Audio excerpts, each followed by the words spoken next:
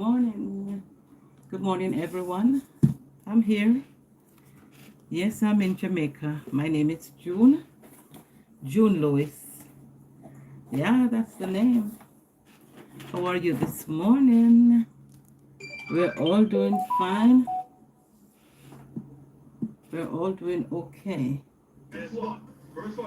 Yeah, and it is okay.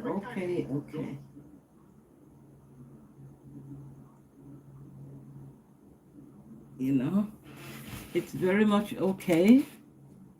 And we say a prayer to the God of the universe for this beautiful day. Another day to help our neighbors. Another day to help our friends. Another day to just be good. Yeah, it's a beautiful day in Jamaica. It's Monday, December 11, in the year 2023. So I'm saying good morning to all of us. And I'm happy that you have decided to join me here. Yes, that's amazing. Good morning.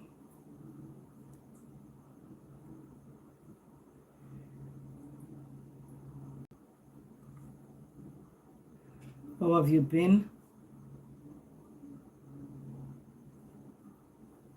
How has been your weekend?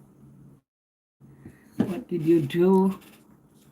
What did you not do? Yeah, we're all doing. Yeah, we're doing good.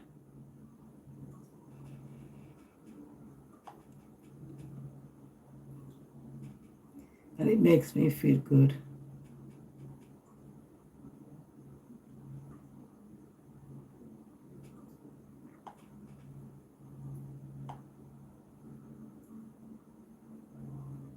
hmm So I'm here. You're here. We're all here. So let's celebrate the moment.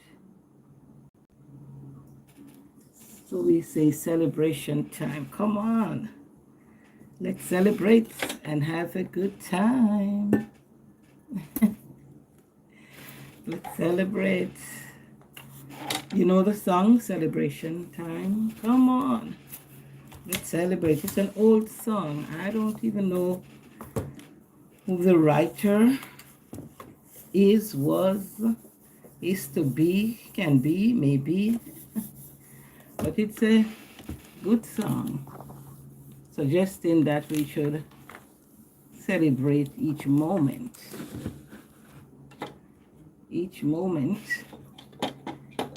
that we are allowed on this plane of existence. Yeah, this plane of existence that we call what? Earth.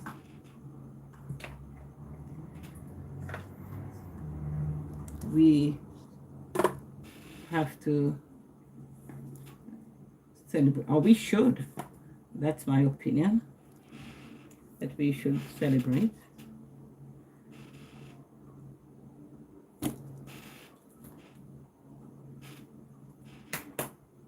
I'm still setting up. It's early in the morning yet. And so this chair is really squeaky. I think I'll have to put some grease on this chair. It is really greasy.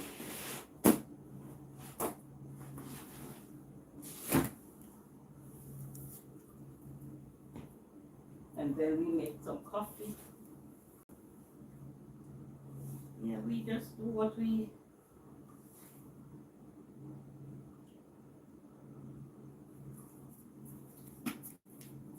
do what we have to do when we have to. Not necessarily when we can, but we have to make the effort to do.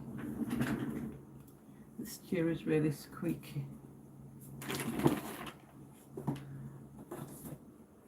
So I'm here, happy if you would stay with me a while.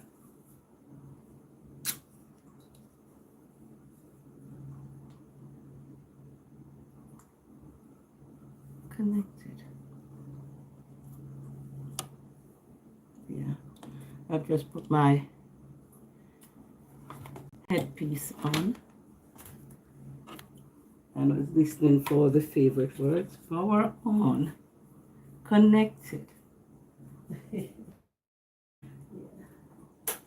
So I'm here.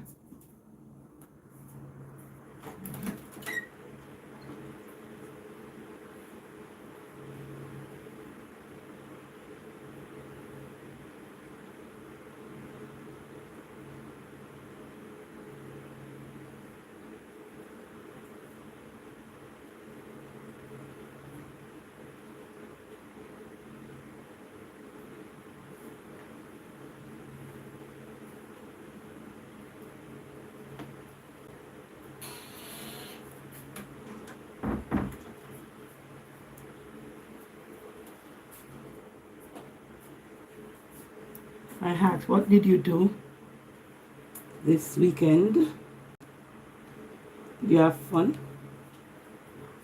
Did you go picnicking, horseback riding?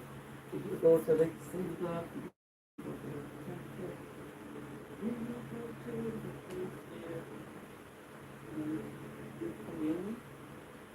Friends with friends? Did you contemplate the right things of the Bible and try to understand maybe just a little bit more of what is written? What did you do?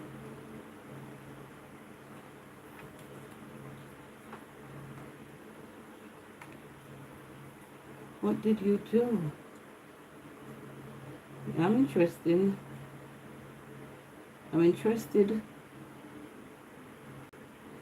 to learn about what you did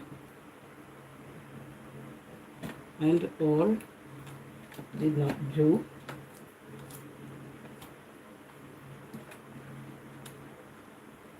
So tell me.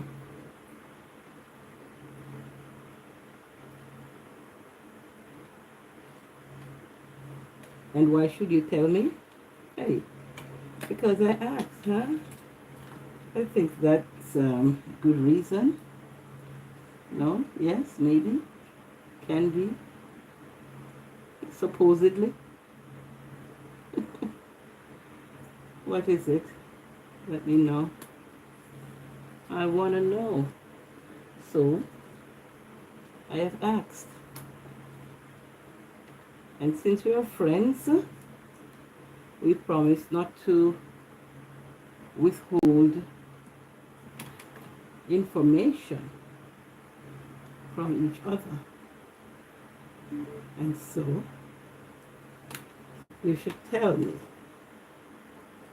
what did you do or did not do this weekend? No one has joined me here yet. Oh yeah, we have 5 persons in the house. Ah, that's wonderful.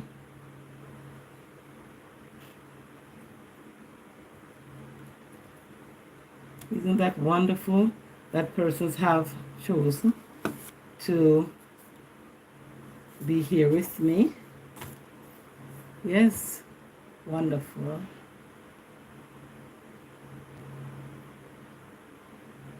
That's how it should be.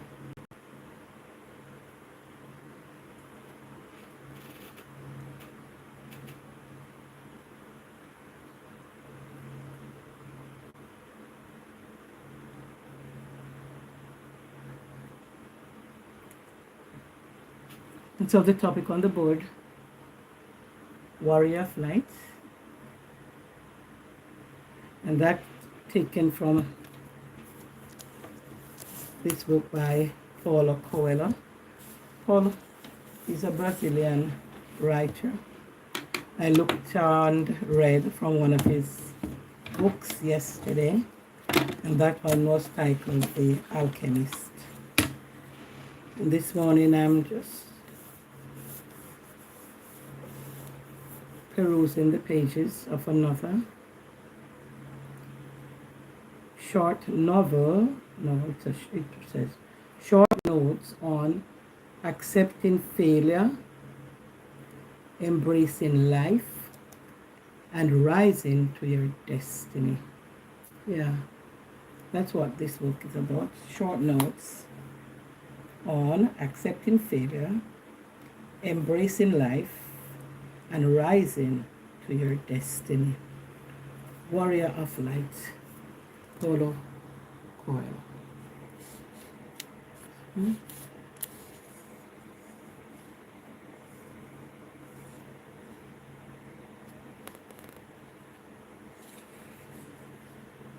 Manual.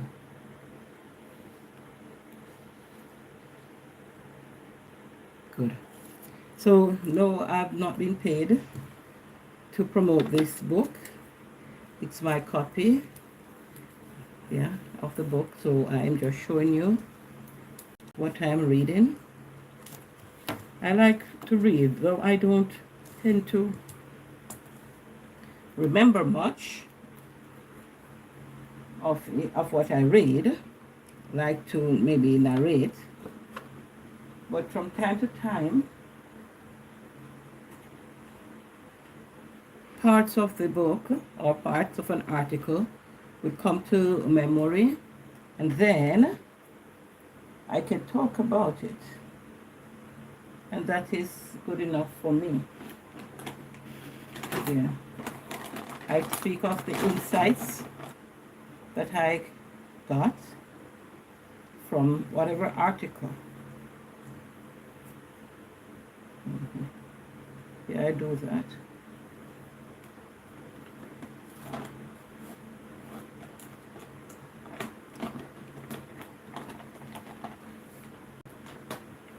It's 4:13 in the AM here in Jamaica. It's a Monday.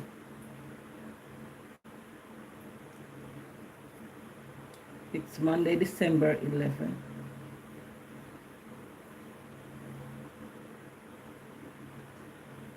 I'm happy that you're here with me. 6 million awesome persons in the house.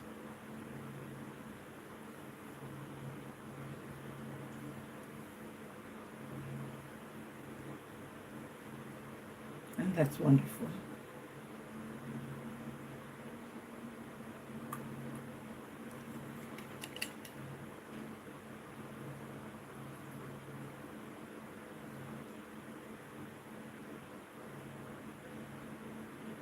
So while I wait on you to show up for me,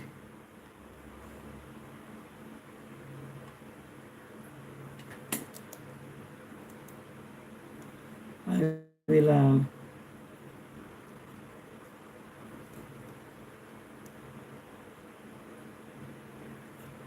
yeah, while I wait on you to show up,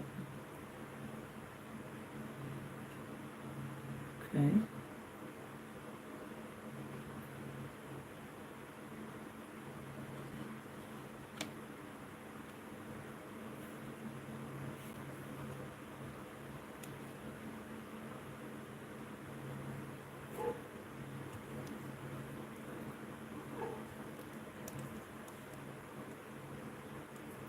Let's wait on you to show up. I'll make coffee for us. Are you interested?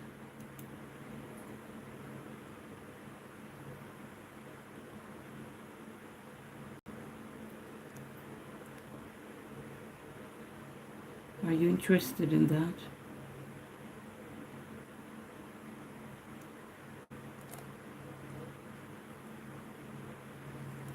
And so again, I'll show you the book. that I am reading, and that's called Warrior of Light, Paulo Coelho. Yeah.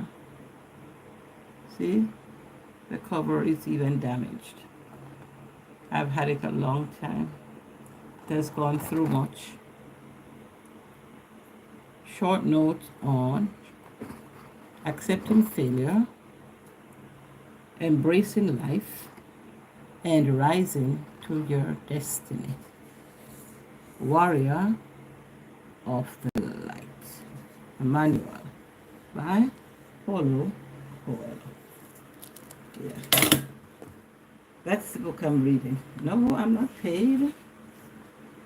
I'm not paid for this at all. No, no, no. It's my copy that I'm sharing with you. Yeah.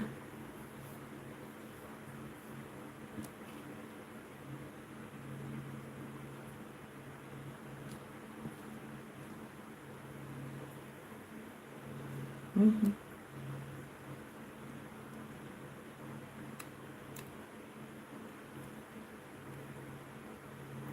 So I will go and do some coffee in the meanwhile. So just know that I'm here with you, and I will set up this picture on my usual coffee tumbler.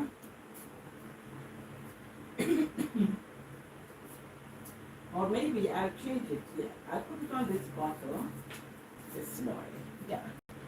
Let me put it on this bottle.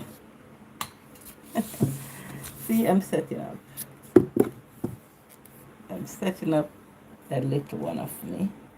See my eyes? Okay.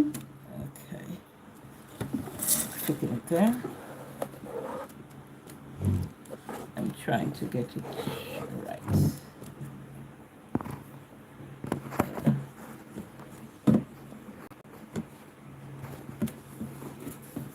I'm trying to get it right. This way. Maybe. That way. Then, like so. All right, we work with that one. Yeah, we work with it like that. So, I'm gonna make me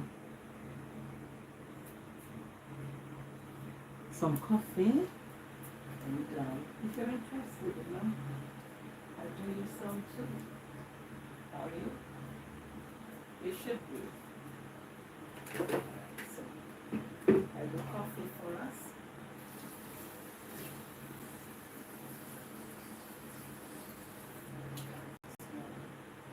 Yeah. There are several of us here. So it's coffee for us.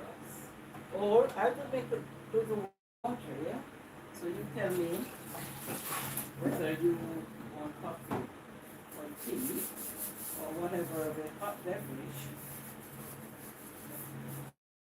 What's your preference of hot or cold beverage? You can have a hot beverage. Tart. All in the spirit of celebrating life. Let me celebrate.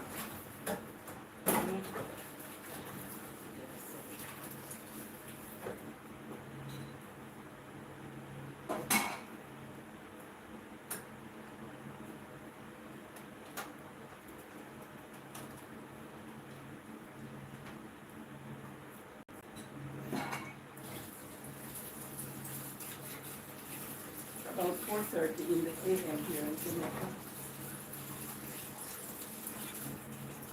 It's early morning, yes. Persons are getting up for work, they're busy preparing the kids, lunch packs and lunch bags, and ensuring that the necessary books are in the bag, and that there's water, maybe whatever cold beverage might be a part of the meal for today. There's so much furor and arguments about increased sugar intake and obesity. Yeah, and with obesity, then we talk about all the other, or some of the other health issues that come with being obese. For example, we are at risk for diabetes, we are at risk for hypertension and cardiovascular diseases. Yeah, but that's what it is, huh? That's what it is. But we just have to do what we have to do and keep healthy as best we can.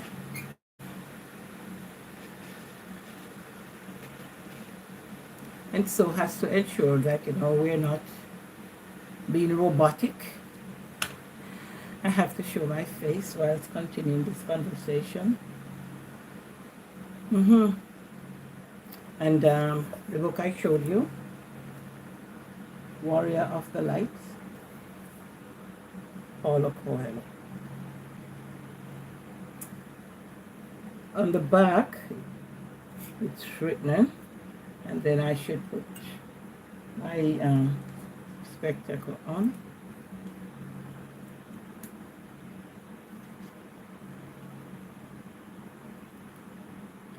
The warrior knows that he is free to choose his desires, and he makes these decisions with courage, detachment, and sometimes with just a touch of madness. The warrior knows that he is free to choose his desires, and he makes these decisions with courage, detachment, and sometimes with a touch of madness. That's what is written on the back here. Let me show you. Let me show you.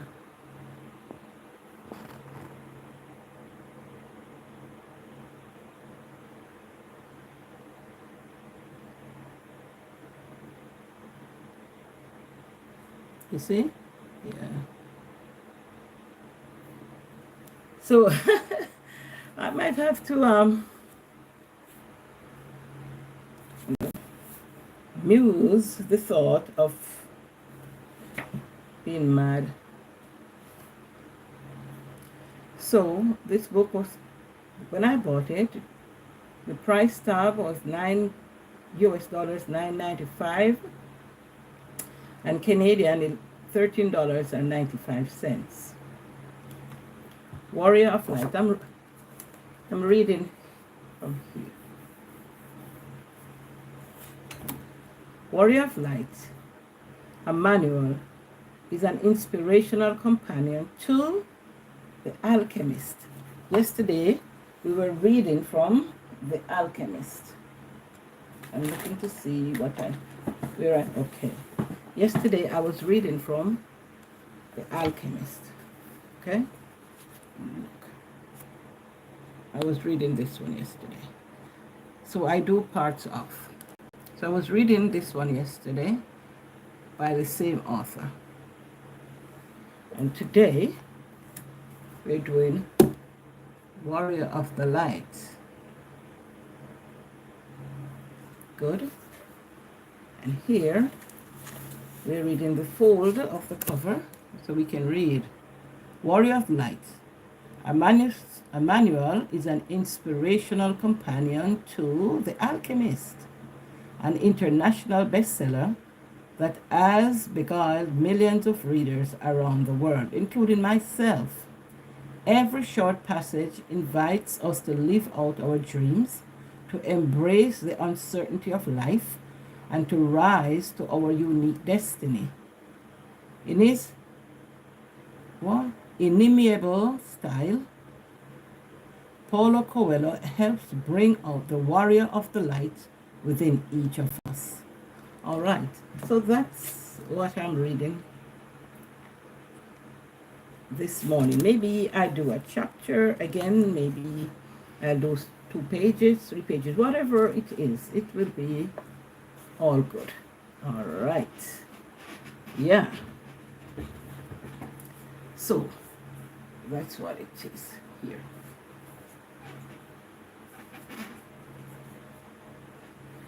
Okay, so warrior, the one who appreciates the miracles of being alive, the one who accepts failure, and the one whose quest leads him to become the person he wants to be. Paulo Coelho is one of the most beloved storytellers of our time. Now, in the long-awaited companion to his first novel, Paulo presents a collection of philosophical stories that will delight and guide seekers everywhere. So that's this passage that I have just read. Okay. So good morning to everyone. Welcome to my channel. Welcome to this live interactive session. Be my guest here. All right.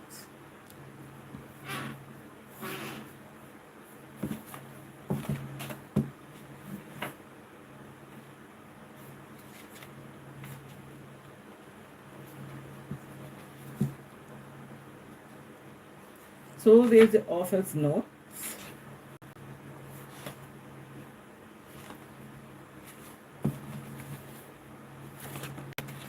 Oh, okay. I should look at some other books. So while I wait on persons, right? I can look at other books by the same author. All right, so we take a look at some of the other books of this writer. See?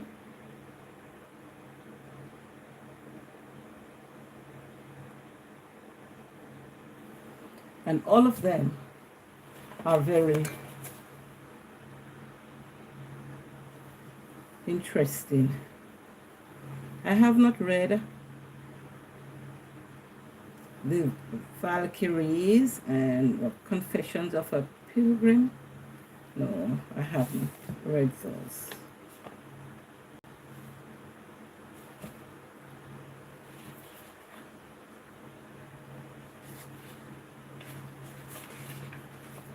So the author's note. With the exception of the prologue and epilogue, the material contained in this book was first published in a column entitled Maktub, which appears in some other language here. I will not attempt to call the words. All right, so it appeared in a column entitled, I don't know if it's Maktub, M-A-K-T-U-B, that's how I pronounce it in English, yeah, in between 1993 and 1996, right, so, as well as in various other newspapers in Brazil and elsewhere, all right. So, except for the prologue and epilogue, the material contained in this book was first published in a column entitled Maktub, all right. I speak English, so Jimmy Richards, they're back. Yes, I see that you're back. And I'm here too. How are you? How are you, Jimmy? I'm here. And I appreciate you coming back. We were here yesterday. And it ended that way with my friend jiving you that you were a bot, right? That's my friend. He lives in the US and he does that sometimes. Yeah. Well, how are you? I am okay. I am fine. Are you going to school today? Or have you went to school today? That's maybe the question that I should ask. No? Why not? Why you didn't go? What happened?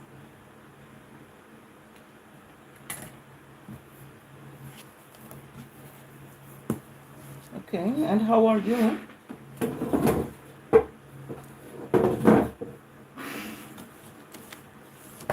Just no? How are you?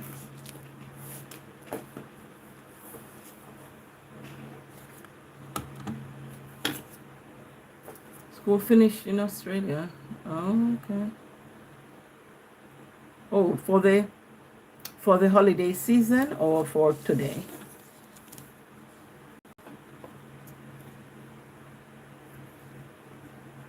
School is finished for the holiday season or is it just for today?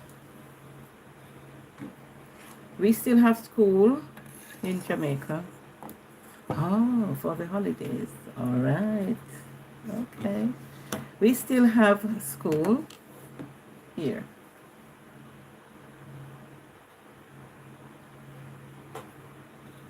Yeah.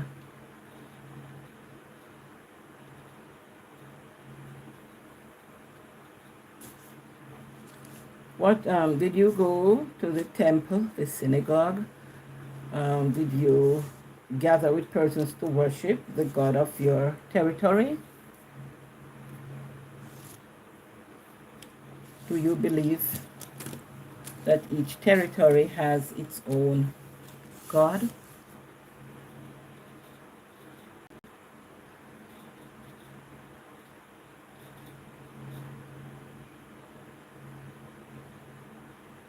Hmm. I am still trying to figure out that part. It's new to me. The part that each territory has its own God. I believe that, yeah, because with no really formal kind of religious happenings, then they light the curtains. Oh, thank you. All right, thank you. I just put them with a little hint, of the color wheel, what comes after and what complements each other. Yeah, and they're nice. They are called blackout, so it can get quite dark if when the curtains are drawn. Yeah, so it brings a certain kind of calm. Yeah, to the space. When it's the nighttime, it does. So it is warm.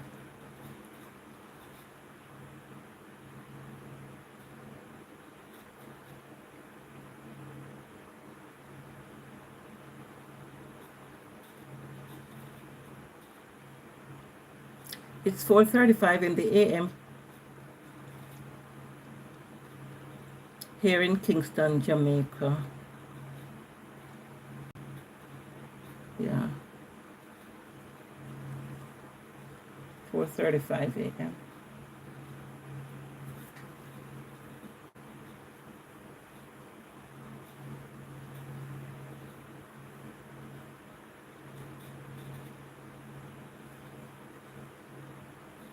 Okay, I'm gonna check on my coffee.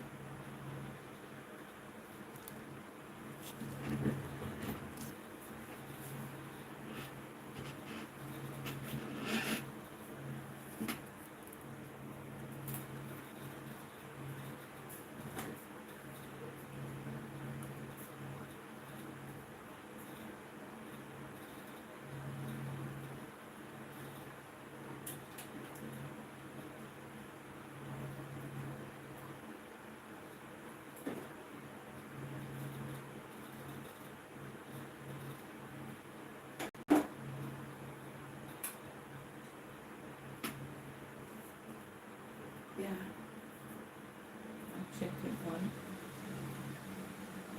the coffee.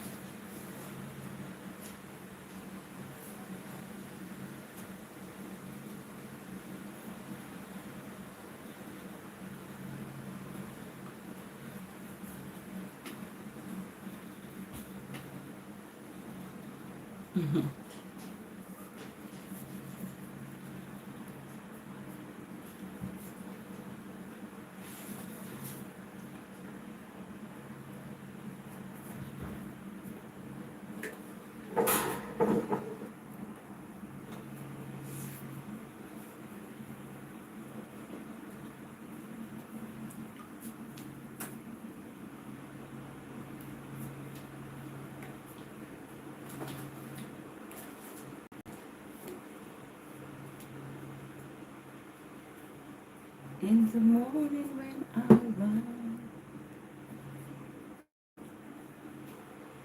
wake me up before you go.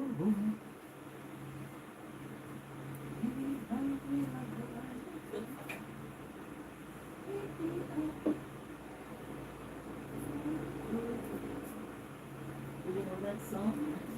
Wake me up before you go. Yeah, because the rest of the household is still asleep. And if I was going to go out, they'll be still asleep. They'll still be asleep. And they would want me to do a little waiting before I leave. So at least you could say, okay, the last time, okay, I spoke to her when I was like 4:40 when she said she was going to work or she was leaving the house. That's me pouring coffee. Yeah. I have not yet any chai here. I will need a plum. Oh my God, we had a falling bush. He left and did not return, huh? That's not good. We should be able to agree to disagree about on everything.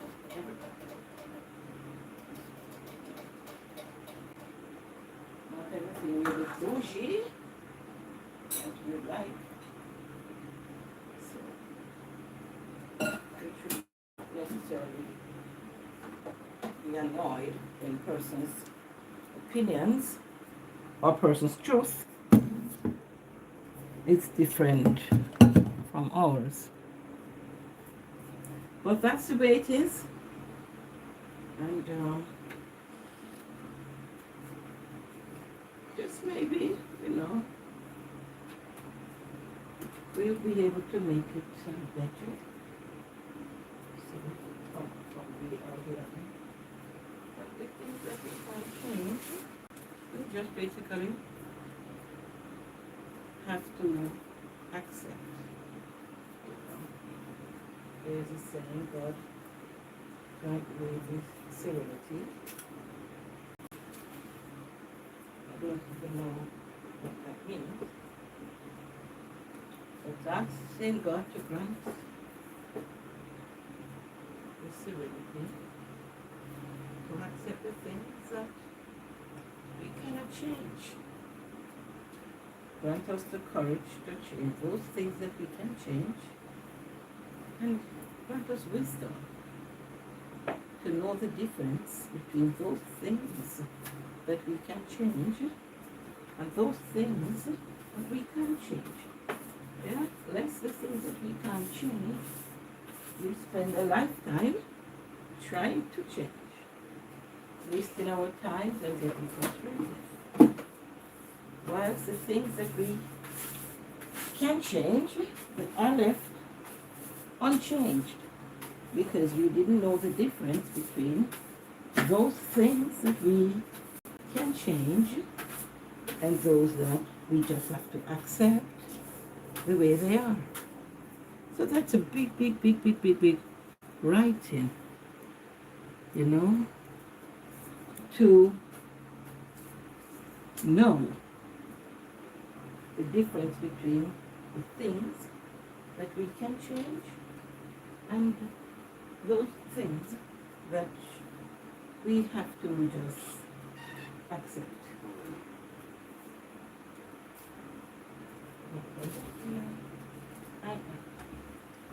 My prayers to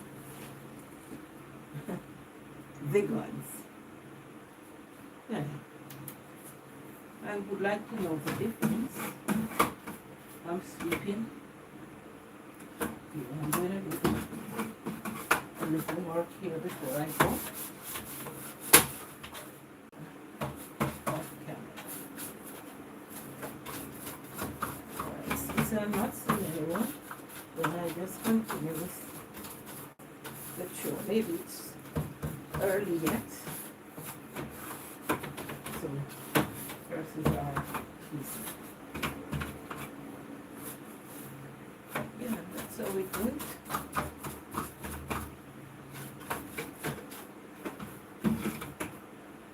Yeah.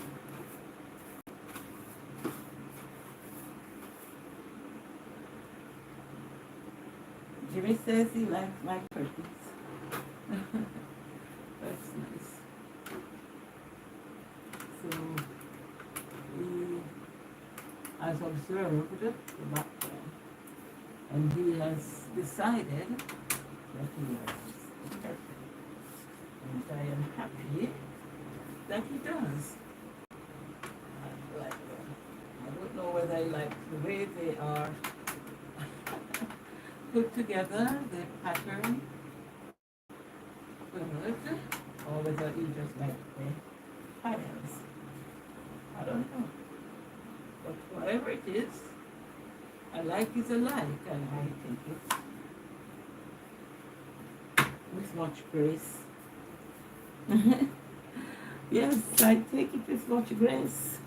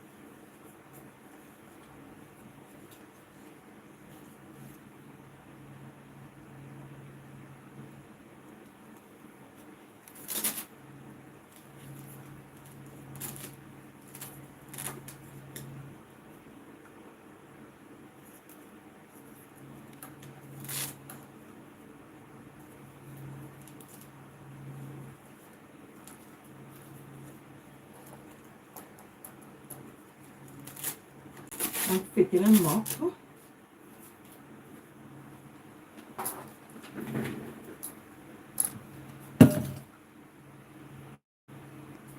And so I'm doing a bit of everything here. So whilst we're here, you know, whilst I'm here chatting up with you, I'm doing a bit of housework too. Because of course, you know, we still have to. So this is my mop. It's one of those little ones that uses this type of whatever the material is called.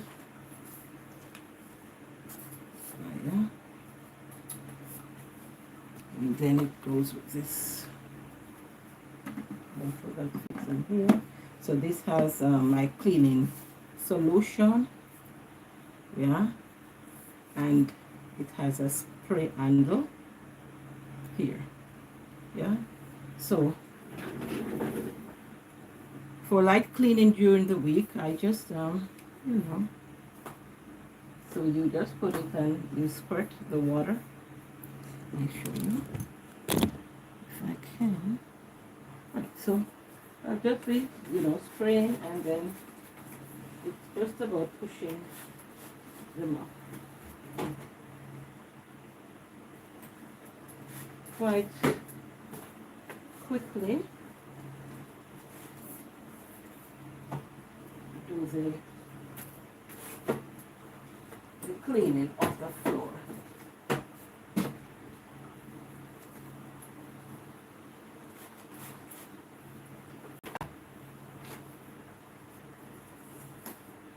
So I can mop, I could sweep. Yeah, with it. So there we go. And it swivels, you know, so it can turn, it can go up, it can go forward, backward, you know.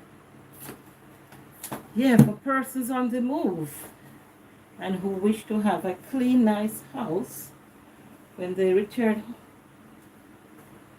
from a hard day or a day of hard work.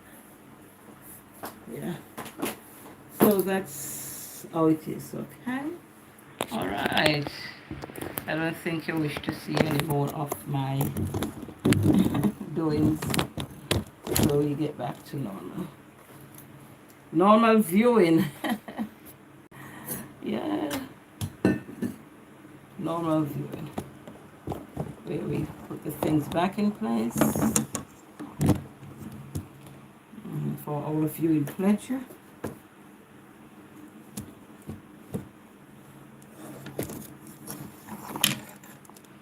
Sometimes it's rather hard to have it aligned the way I want. Not really hard, but the way I want to have it centered and all of that. Sometimes I don't get it like that at one go. So I just keep moving it around. So that's where I am with that. A bit of house chore. Oh, sure. Everybody is doing some amount or some bit of house cleaning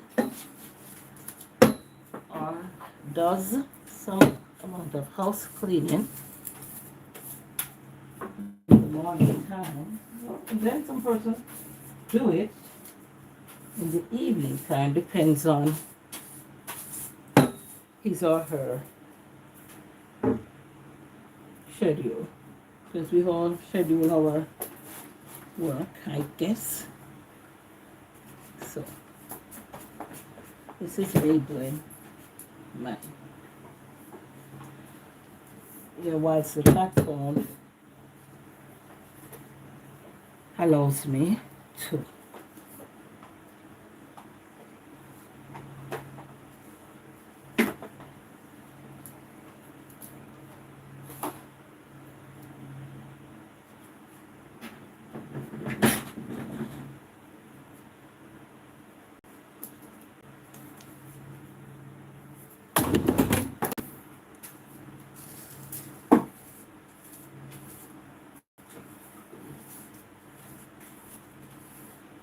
You ever wonder where we get so much dust I mean, you sweep every day for the most part, and yet, you know, when you sweep, you wonder, hey, where did it come from? I have curtains, my doors are basically closed, yet I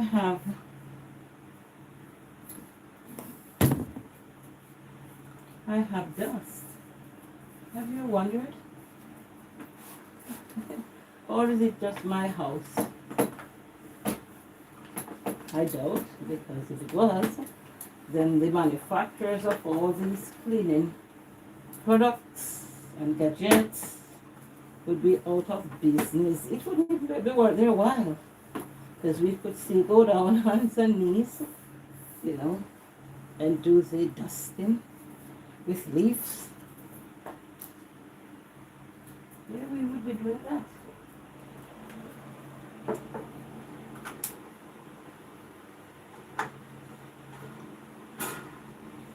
And then some. But it's good that at least we have somewhere to clean. We do have shelter. So we should be grateful for that.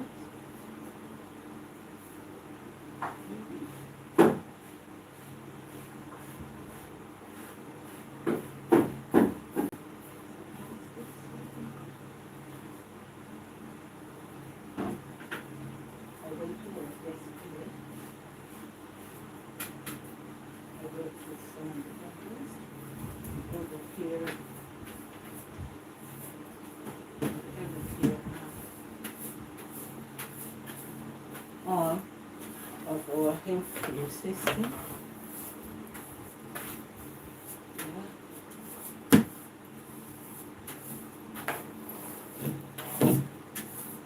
And basically, the work I'm doing, similar to what I'm doing now. And also, some. Yeah, so it's what I'm doing, similar to what I'm doing. Plus. So, I might as well be happy that I am employed. Yeah. And whoever the gods of God who has the task of making sure that I am happy on this planet. I am grateful that I have a job which provides, you know, for my needs. It could be such that there is no provision, and my family starts. My children do not have gotten even basic education, because even that is expensive. So I am truly good for employment.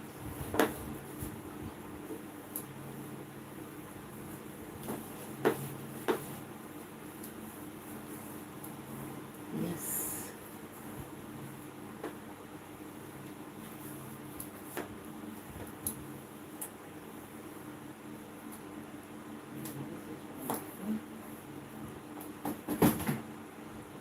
Very wonderful.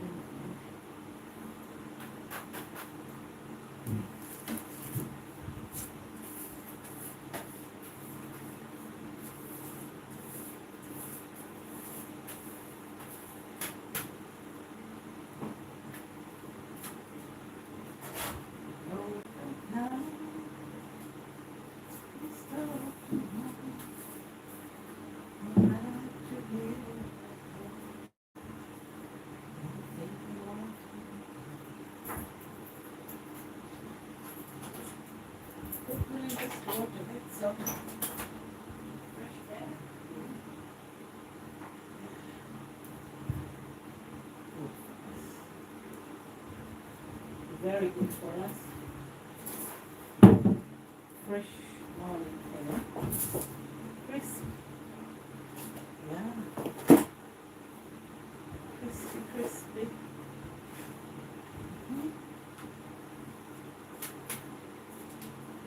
So it is.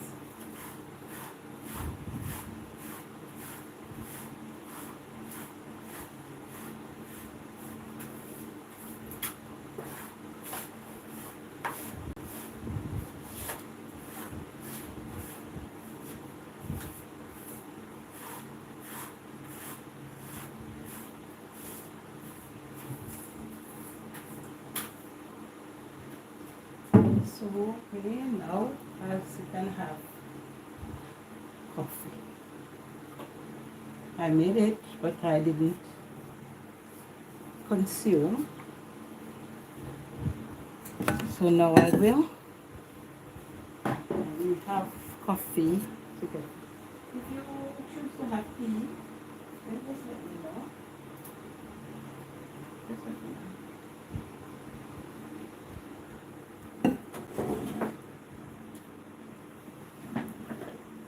Good.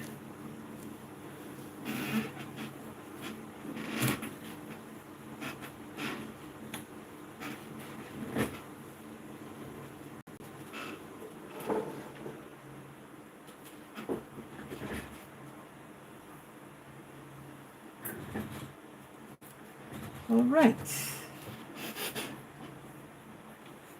10 awesome persons here.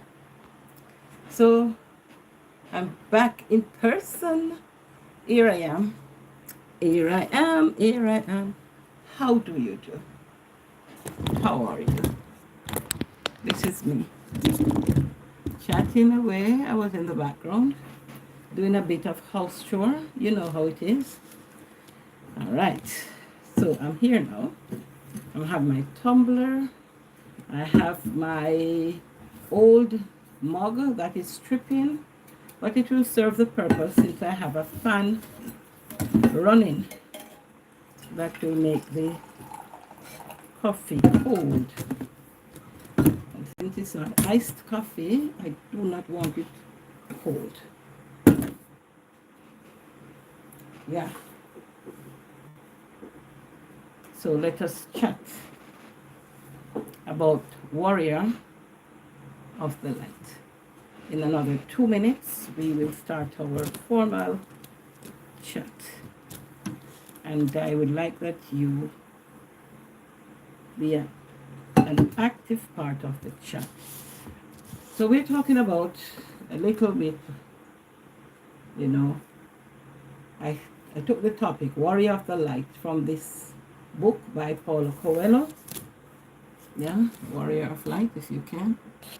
If you wish, I showed it at the beginning. And basically, this book, you know, has short notes on accepting failure, embracing life, and rising to your destiny. Every short passage invites us to live out our dream, to embrace the uncertainty of life, and to rise to our own unique destiny. Paulo helped bring out the warrior of the light within each of us. He shows the readers how to embark upon the way of the warrior, the one who appreciates the miracle of life, the one who accepts failure, and the one whose quest leads him to become the person he wants to be. So now we ask, what is it? What person do you want to be? Are you on that path? I'm asking myself, am I on that path? You know, sometimes we have so many paths that we embark on, all adding up to maybe just experience. Because we start one project and we say, okay, this is the path. And then somewhere along the path, we will decide that no, I was wrong. This certainly isn't my path. You know? Okay. And so we have to start again. He has a writing here that says, Hail Mary, conceived without sin. So I guess he's writing for all the maybe religions. Here he has gone Catholic, I think. I don't know if he's a Catholic by his faith, but yeah, we read, Hail Mary, conceived without sin. Pray for those who turn to you. Amen. So even this small passage, Hail Mary, conceived without sin. Pray for us who turn to you. This is very interesting. It is fascinating. And it is deep.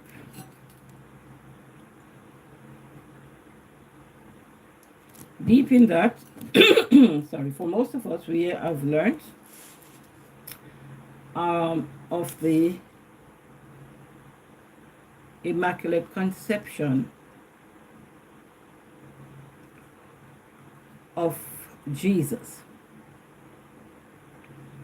All right. Mary had an Immaculate Conception. So she conceived Jesus immaculately. And so, in that religion, she is revered. She is saluted. She is pedestaled. So, here Paul has written in his book this very deep, strong message. It says, Hail Mary, conceived without sin. That means she conceived Jesus the Christ. Hi, Arjun Zirun. Hi. Hi, how are you? My name is June. I am in Jamaica. Thank you for stopping by. This morning, the topic on the board is Warrior of the Light. You're fine. Me too. I am doing okay.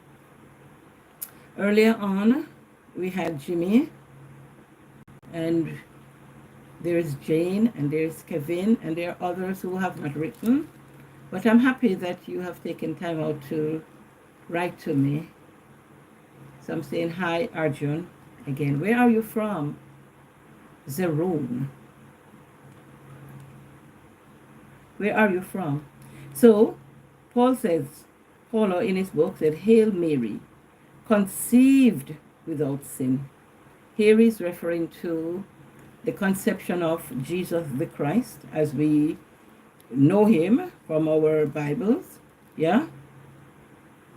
I'm from Indonesia. All right. Welcome, welcome. I am in Jamaica. Jamaica is part of the Caribbean territory. It is the third largest island here. Okay, the last statistic, I don't know if it has changed. It was 4,411 square miles. I don't know how many square kilometers that is. Yeah, so I'm saying that from high school memory, and as you can see, I'm a grown ass grandmother. Yeah, my kids are grown too. So it's the grandkids that keeps me looking very attractive. Just kidding you there. I'm having coffee from this emaciated mug. I will have to spray it. I have to get a spray and change the color, but I guess I'll have to get some paper or some things to remove the blue. So I just keep using it. So back to Hail Mary, conceived without sin. That means, and here they're talking about the conception of Jesus the Christ. So we're referring to Mary, who conceived Christ without sin, without sinning. You know? So should it leads, these writings lead to so many paths that we can go. Because if we are going to state that Christ was conceived without sin,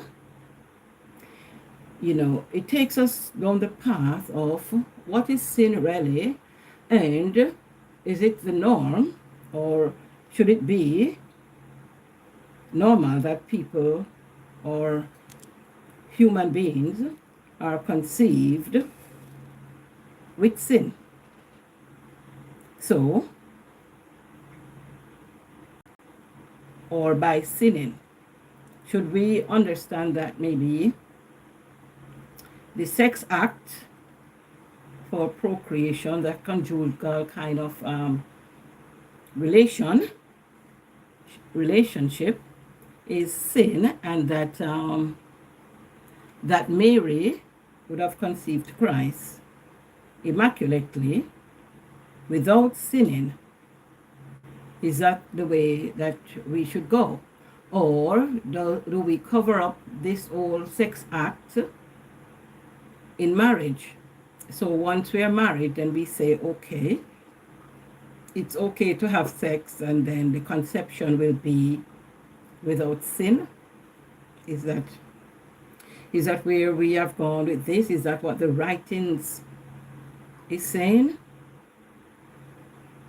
I know we're asking Mary to pray for us, or pray for those of us who turn to you. Or are we asking that which was conceived to pray for us? Because we were taught to turn to Jesus Christ in moments when we are happy, when we are sad, and in those times that it might be an in-between situation. One moment. What is it? What is it that we're asked to do?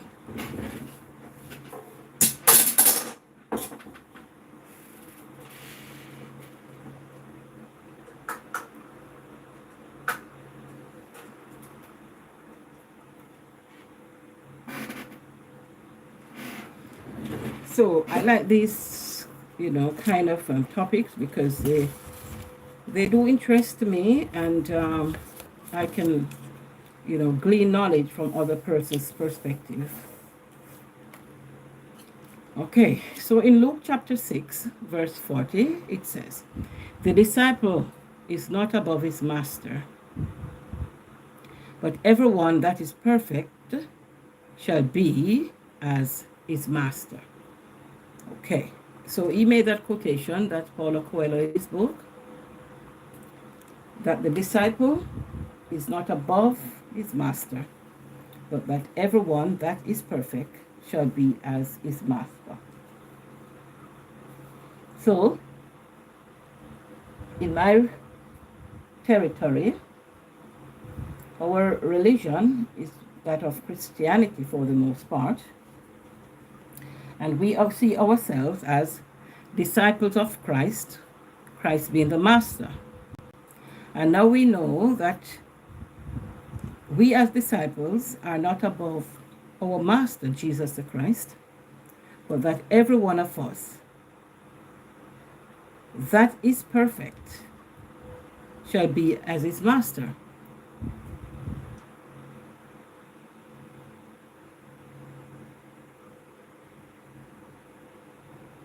Oh, you speak in Indonesian. All right. Okay. I don't speak the language.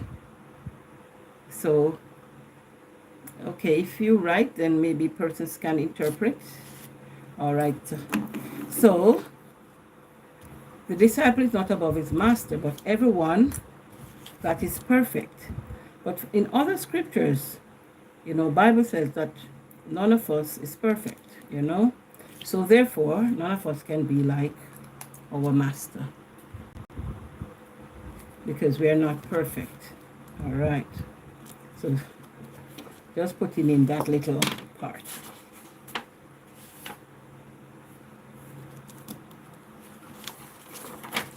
Okay.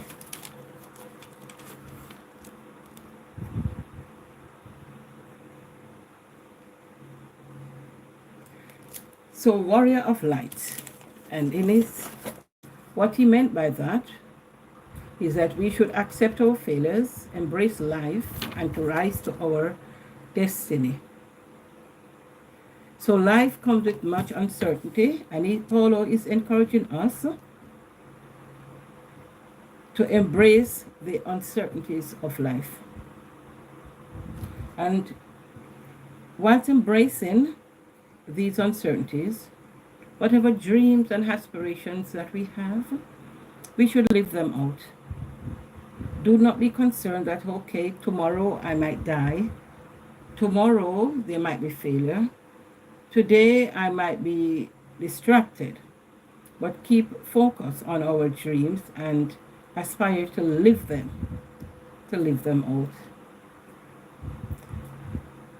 Paul is encouraging us to bring out the warriors of light that is within each of us.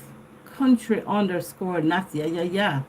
I am from Indonesia. Hello. Hello, how are you? How are you doing?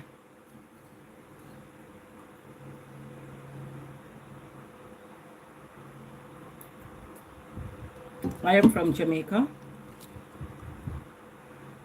And I'm happy that you have decided to join me here. Okay?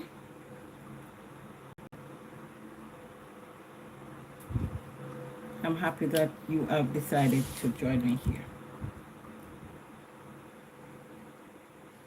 Do you have a YouTube channel that you would like that I visit? Zerone and country underscore Nasiati. Yeah, I can't pronounce that. But you're from Indonesia. That's fine. Okay. Yeah, that's okay. We're here. We can communicate. And that's a big thing. I am enjoying your company. I like having you here. Welcome.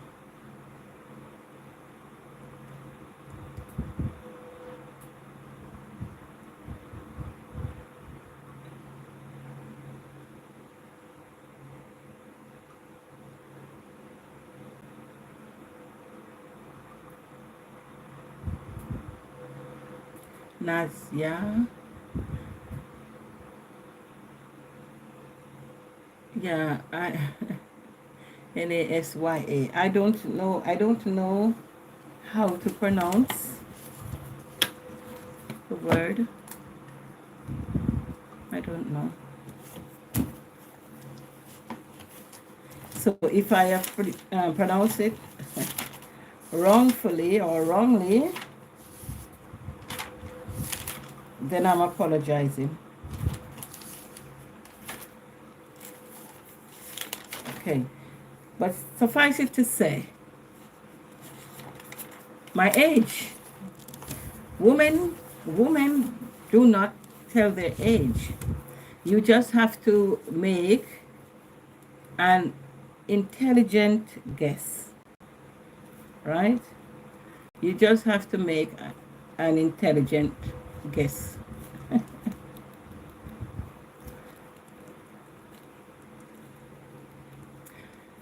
But it's over 50.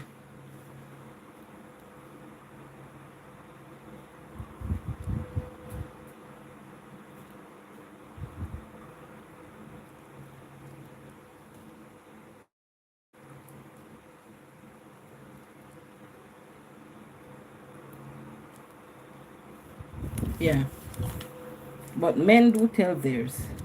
So you can tell me yours.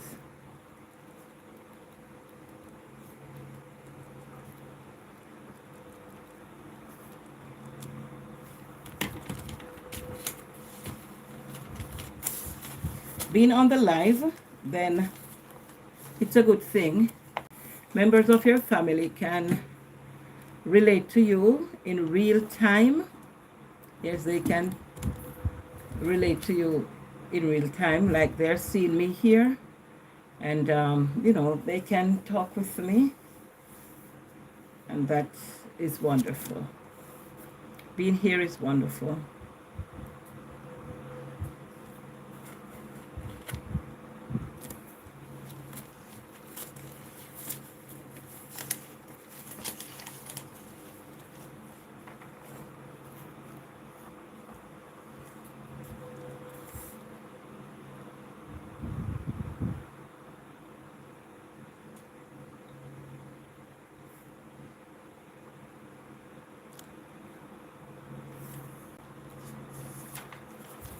Okay, so back to the warrior of light. Encouraging ourselves to accept our failures, to embrace life, and to rise to our destiny. I'm looking at this book from Paulo Coelho, and that's the title of the book, right? He has asked Mary, Mother of the Christ, to pray for those who are perfect, or that we become perfect. Okay, so in the prologue, I could read the prologue. Just off the beach to the west of the village lies an island, and on it is a vast temple with many bells, said the woman. The boy noticed that she was dressed strangely and had a veil covering her head. He had never seen her before. Have you ever visited the temple? She asked. Go there and tell me what you think of it. Seduced by the woman's beauty, the boy went to the place she had indicated. He sat down on the beach, I am reading, and stared out at the horizon. But he only saw what he always saw: blue sky and ocean. Disappointed, he walked to a nearby fishing village and asked if anyone there knew about an island and a temple.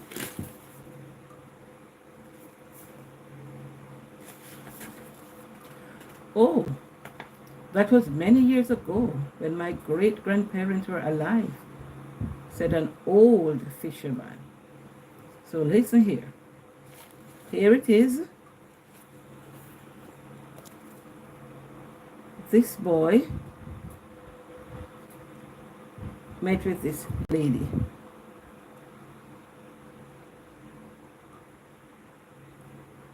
Somewhere, maybe near some waterfront. The epilogue began. Just off the beach, to the west of the village, lies an island. And on this island is a large temple with many bells. That's what the woman that this young lad met said to him.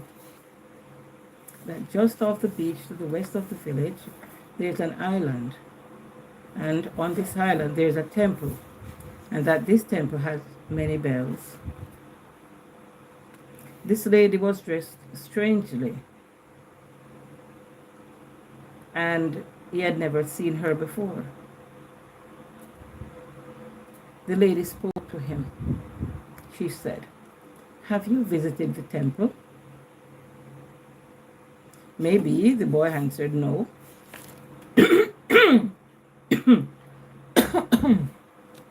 So she said, go there and tell me what you think. So that was an instruction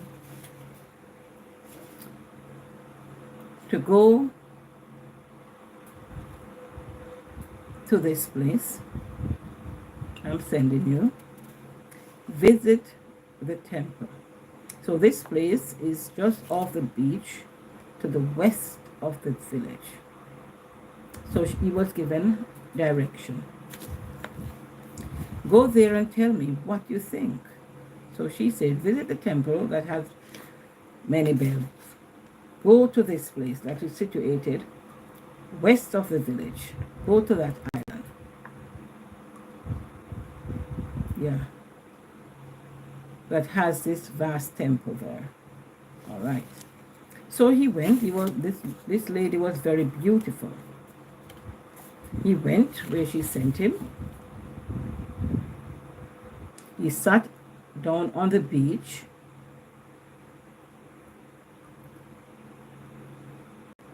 and he looked at the horizon. But he saw what he usually see: blue skies and an ocean. So he left the village where he was sent. He was quite disappointed, having not seen anything unusual. So he walked to a nearby fishing village and asked if anyone there knew about an island and a temple.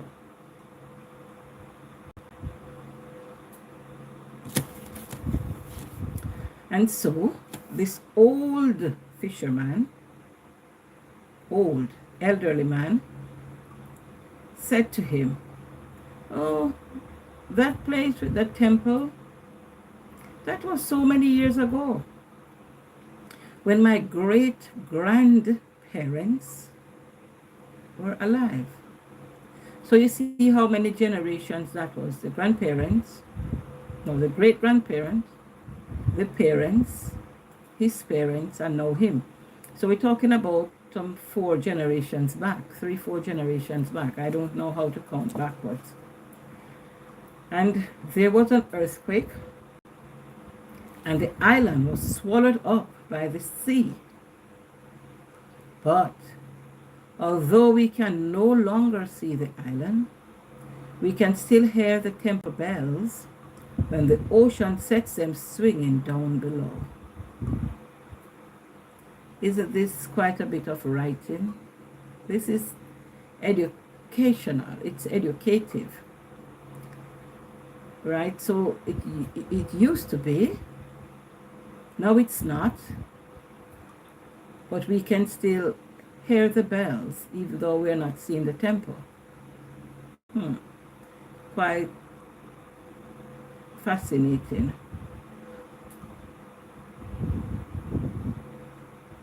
In psychology,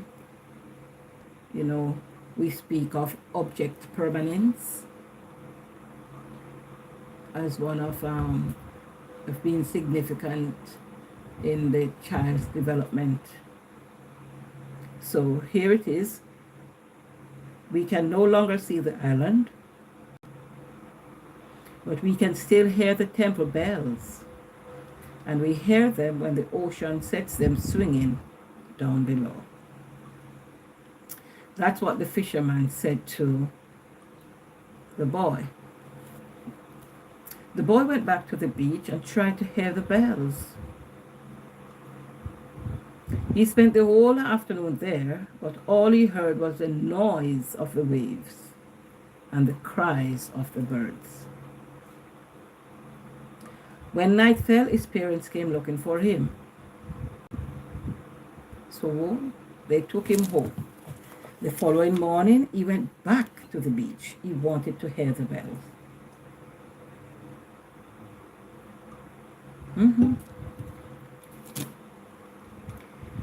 He could not believe that such a beautiful woman would have lied to him.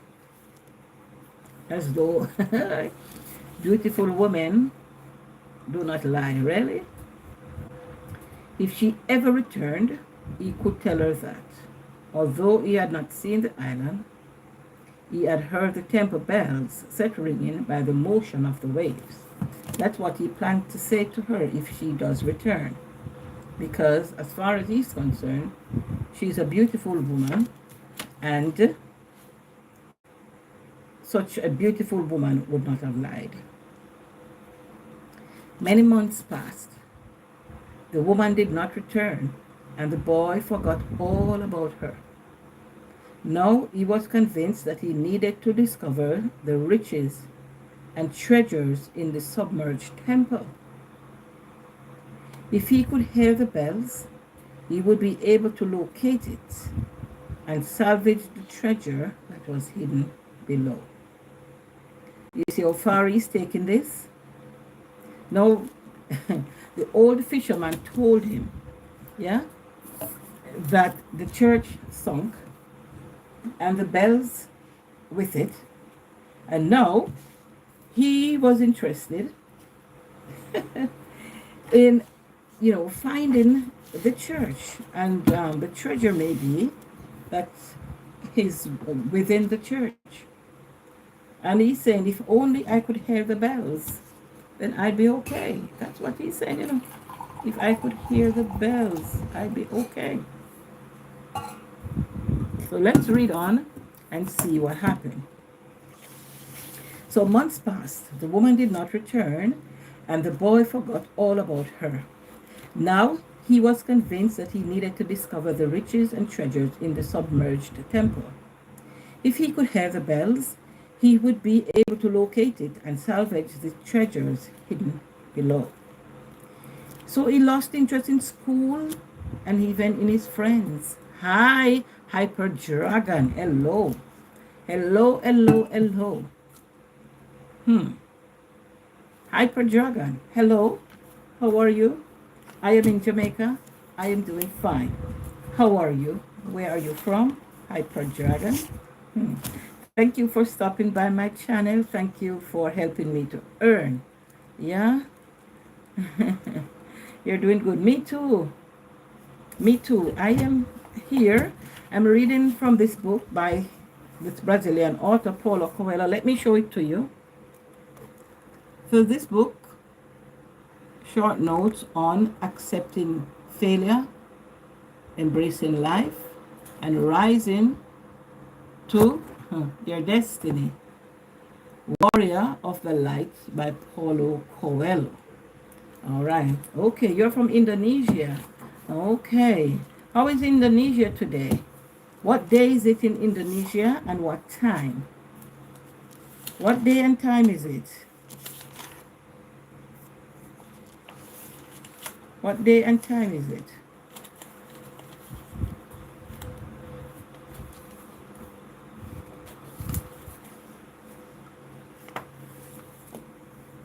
What day and time is it in Indonesia?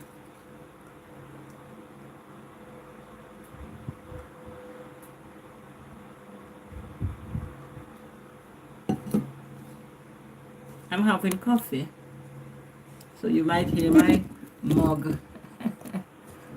Yeah, and that's beautiful me. Yeah, I think I am beautiful.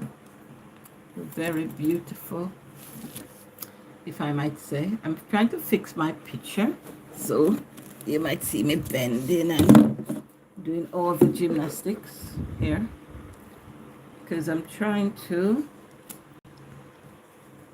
get a good show. I'm trying to put it right. Yeah, trying to position it right. I hope I can do it without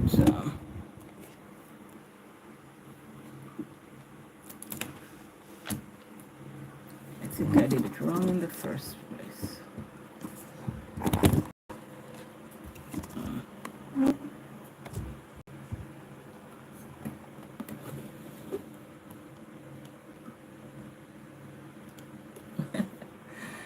I hope it's a bit better.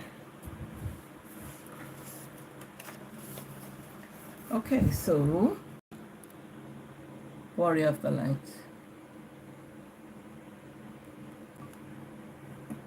No, I'm not paid to review the book. I'm not paid anything like that. I'm just sharing my reading with you. No problem there. Not a problem. No problem. Okay, so we are reading about this little boy who met a lady, okay, who told him to visit a certain place, that a village, a place, an island, yeah? And on that island, she said that there was a church that has many bells, or a vast temple with many bells. Okay. She asked him to visit that place and to tell her what he thought of it. He went. He didn't see anything extraordinary there. He spoke with a fisherman, an old fisherman, who told him that this temple had existed about 4 generations back, and that an earthquake had taken the church with the bells, but that they could still hear the bells when the ocean sets them swinging down below. So the boy now gets excited, and he thought to himself that, hey, if I could hear the bells. So many months passed, the woman did not return, and the boy forgot all about her. Now he was convinced that he needed now to discover the riches and treasures in the submerged temple. If he could hear the bells, he would be able to locate it. So he would have located the temple and salvage the treasures that are hidden below. All right? Because the ocean took that whole village or this place or this whole city that had the temple with the bells. Well, so he was consumed by the desire to locate and salvage the treasure that was beneath the ocean or within the ocean. So he lost interest in school and even in his friends. He became the butt of all the other children because he had no interest in school. He lost, he had no interest in his friends either, And so therefore, he became the least of the children. They used to say, he's not like us. He prefers to sit looking at the sea because he's afraid of being beaten in our games. That's what they thought. That he was afraid of being beaten in their games. They say he didn't want to lose. But that was not the case. He had his own agenda. He was looking at the sea because in his mind therein lies his treasure. And so they laughed to see the boy sitting on the shore. Although he still could not hear the old temple bells ringing, the boy learned about other things. He began to realize that he had grown so used to the sound of the waves that he was no longer distracted by them. So soon after that, he became used to the cries of the birds, the buzzing of the bees, and the wind blowing amongst the palm trees. So 6 months after his first conversation with the woman, the boy could sit there oblivious to all the noises, but he could not hear the bells from the droned temple.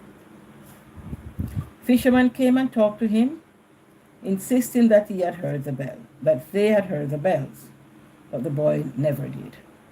So it was like everybody else is hearing it, but I can't.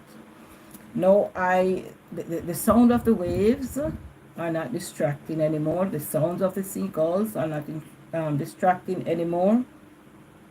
The buzzing of the bees and the wind blowing, those are not distracting to my mind and my ear anymore. I'm used to that. And now, I am training my ears to listen for the sound of the bells at the bottom of the ocean.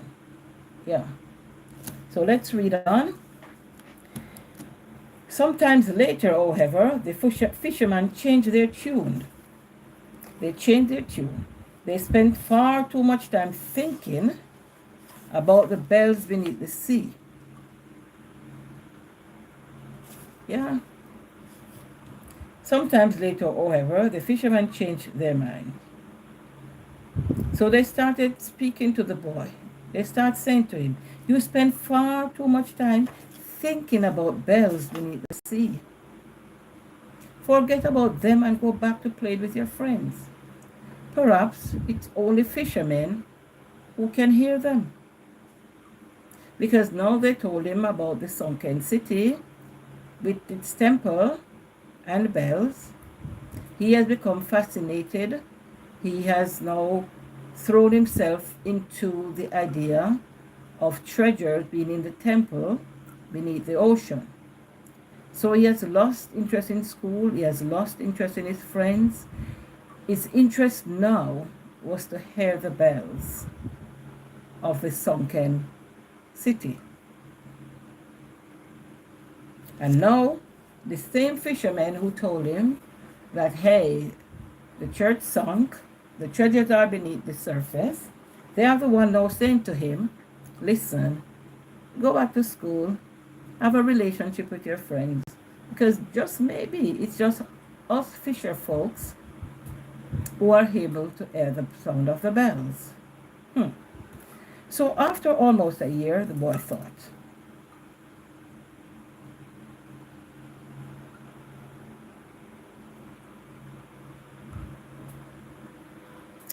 I have good gag reflex. Can you see? Hmm? Mm-hmm.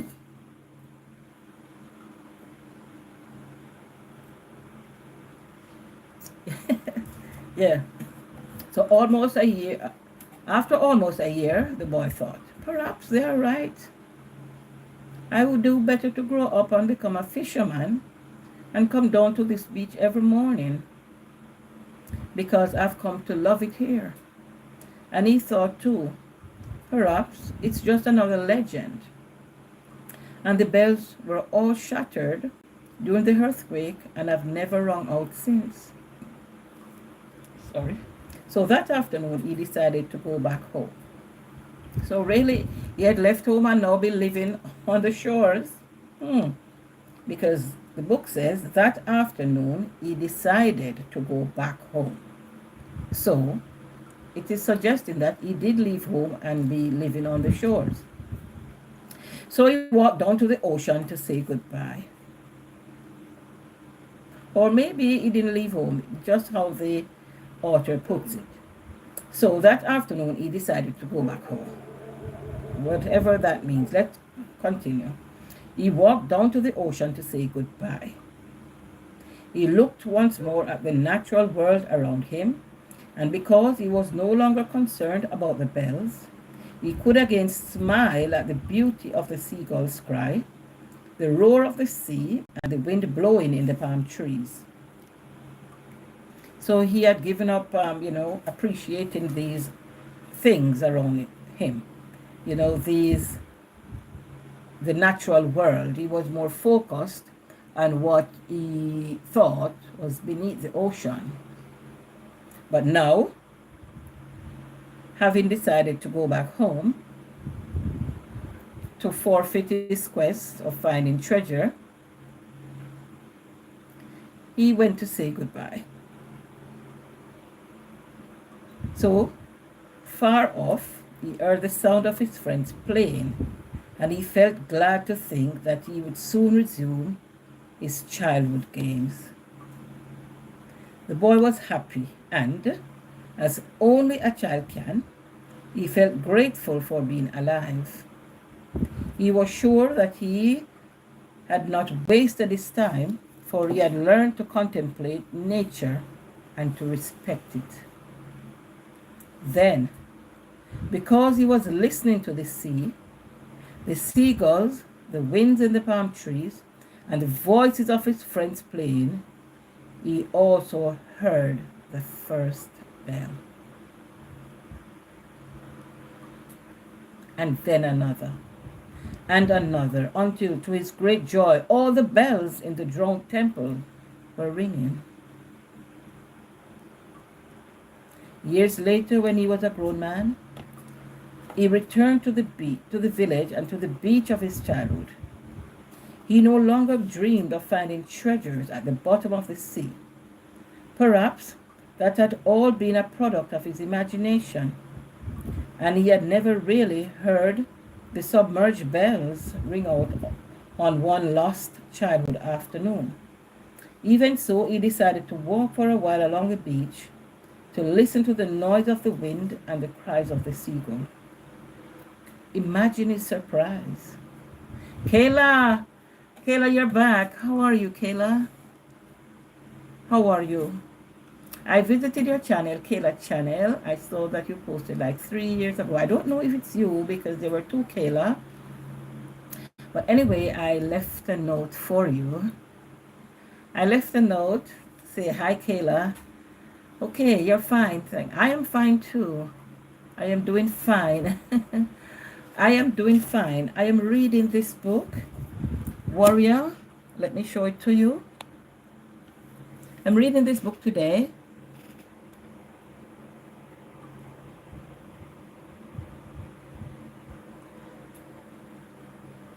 It's by the same author I read from yesterday. No, I am not being paid to do any review. I'm just reading my book aloud. Yeah, it would be good, you know, if Mr. Coelho would see that I am reading his script and to send me a couple of his book, or even to help me with my charity, you know. I don't know how he would do that, but I'm reading his book, and it is, you know, it is quite interesting. It's short notes on accepting failure, embracing life, and rising to your destiny. So here I am, like the boy who had walked down to the ocean, you know, hoping to hear the bells of a sunken church. And after a while, he thought it was his imagination. But I'm going to continue reading to see. Yes, I still do teach. So this is my charity, Charities Association. This is my certificate that I'm a, you know, a licensed charity in my country. Yeah, I'm no scammer. Yeah, here it is. So for anyone who comes to the channel, you know, and reach this far, I'll be happy if persons would come on board with me and assist me in the project. I care for the elderly, so as the name suggests, and for the Aged Foundation. It's basically for the elderly, but I do care for everyone in need, whether you are elderly or a teenager. So that's the name of the organization, Hands for the Aged Foundation. And that's my registration number, CAIN 100-1573C. All right, so you can always look it up. Persons can look it up and to see, you know, whether I am legit. Yes. So, well, as the platform grows, then, you know, I would promote the charity there. But for now, we're just growing because I don't want to be branded as a person who comes here to promote a business when persons really do not know me. So I'm trying to get persons to know me and to know of what I do. So in time, when I begin, I will just put the charity information up so that persons know where I am and what I am about.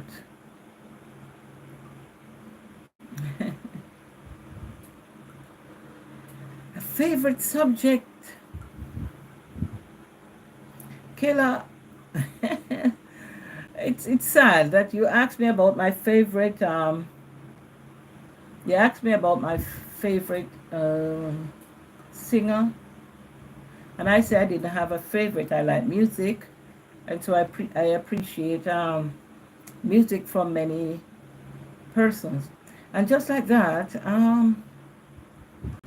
I don't have a favorite subject. I do like the sciences. I do like the sciences. I can relate to the sciences. In that I like to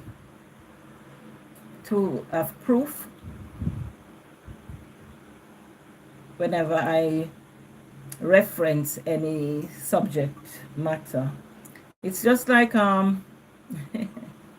it's just like 2 days ago and even yesterday when we were having dialogue and we were talking about, you know, the religion in my territory. Basically it's Christianity, and there are many writings. I don't have to reinvent any wheel. There are many writings about the origin of Christianity, Yeah. And I am tending to move away from what my childhood belief, and even in most recent times, of some of the writings of the Bible. You know, I'm forging a path based on science, and it does not negate the fact that I believe in a superpower, a great power that no one knows how it came about. So no one knows how humankind came about with any certainty. And speculations have gone way, way, way, way, way, way back in many periods BCE, many periods back, millions of years back. And all of us have contemplated this whole universe, but none is any closer to determining where it all began.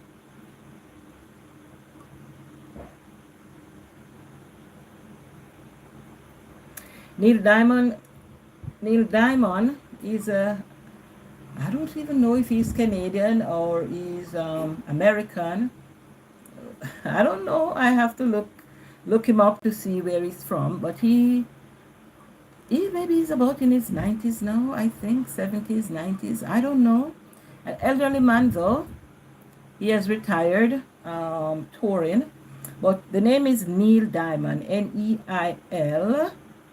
He has one song which I will go listen to again. But in that song, he was calling out many of these great philosophers and scholars of old and of recent times.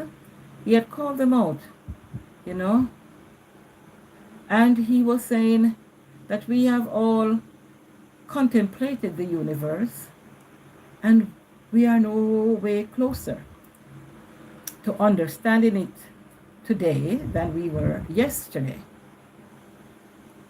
Da da. This song went on like da da da da da da.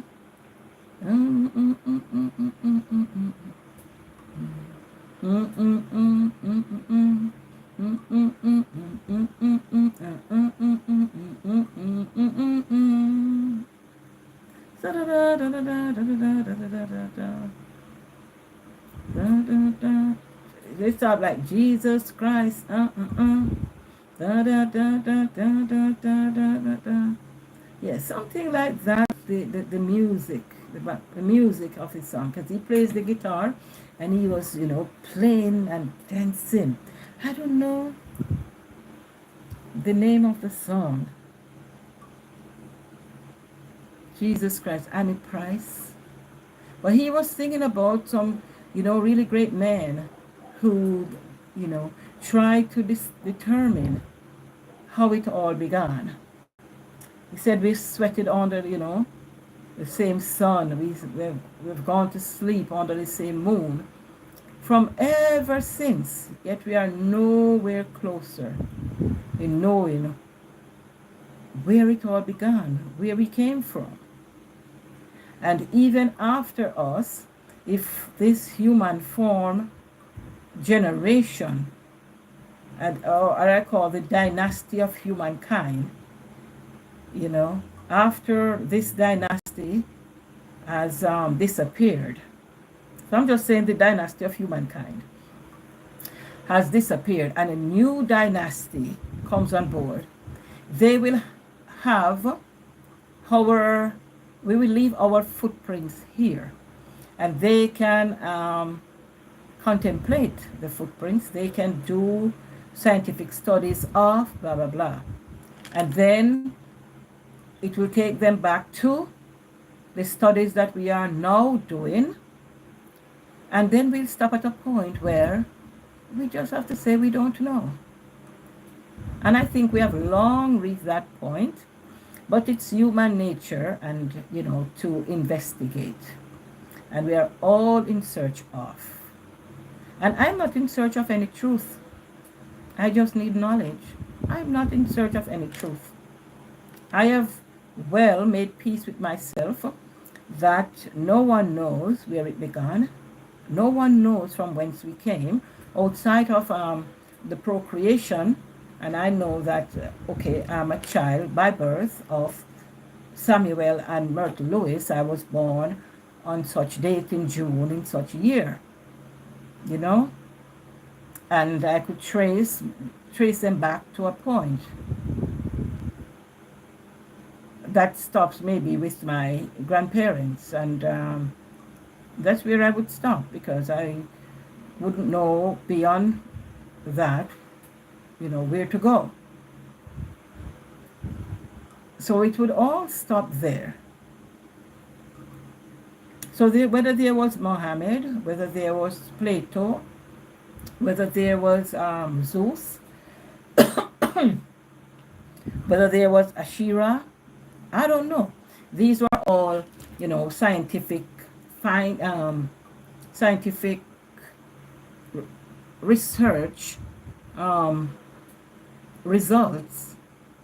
And scientific research doesn't mean actually, it has to be in the subject area of physics and chemistry and all of that. Those type of it's not based on, it's not, scientific research is not about science. It's the faculty of the sciences, but it's more like, posing an hypothesis and doing your research to come up with a theory.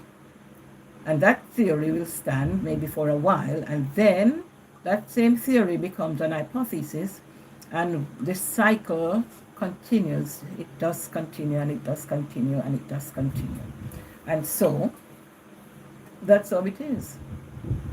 That's how I see it going. So I will read for edification, I will read for knowledge, and it's not that I am committing anything to memory either. It's just that we can have a discussion. I would say, okay, I'd watched a video so and so, I read so and so. Yeah, it's not that I'm scholarly and I'm taking a scholarlyistic path. No. It's just that knowledge is good. It does not change my belief in a great power. And that great power to me, God of the universe. And it's okay. God of the universe. And I am okay with there being other gods. And I am okay with persons, according to their religious faith and belief, that they worship anything that they conceive to be a god, if it brings some kind of pleasure to them. No, I am not religious in the fact that, oh, you're worshiping this or no. This has to do with your culture, and this has worked for you over the years. So for me, it's not my business, it's not my duty any at all to say to any man, this is correct, that is incorrect. I have no interest in that. As I said to one of my subscribers yesterday, I don't care about what happened when I die, when I fail to exist on this planet. No. Right here and now, I am concerned about being happy here with the life I live. And it will be good if the life I live speaks for me in a good way. I remember this song at my parents' funeral. This is a song that played in the background. It was a song that played in the hearses that carried both of them. And it's a song that was the background. It goes something like, may the life I live speak for me. May the life I live speak for me. When my work on earth is done and I'm buried in my grave, may the life I live speak for me. May the life I live speak for me. May the life I live speak for me.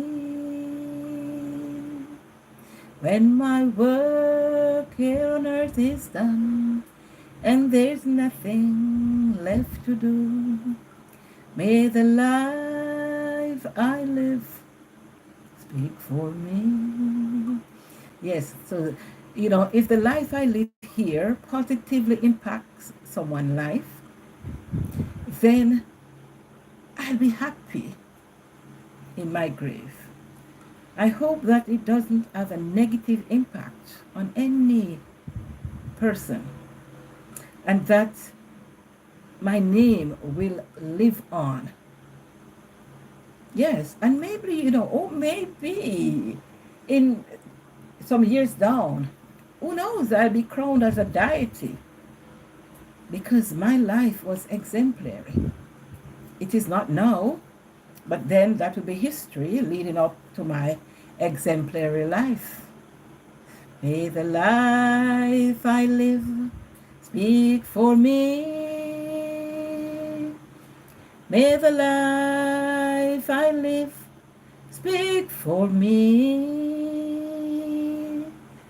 When my work on earth is done and there's nothing left to do, may the life I live speak for me. Yes.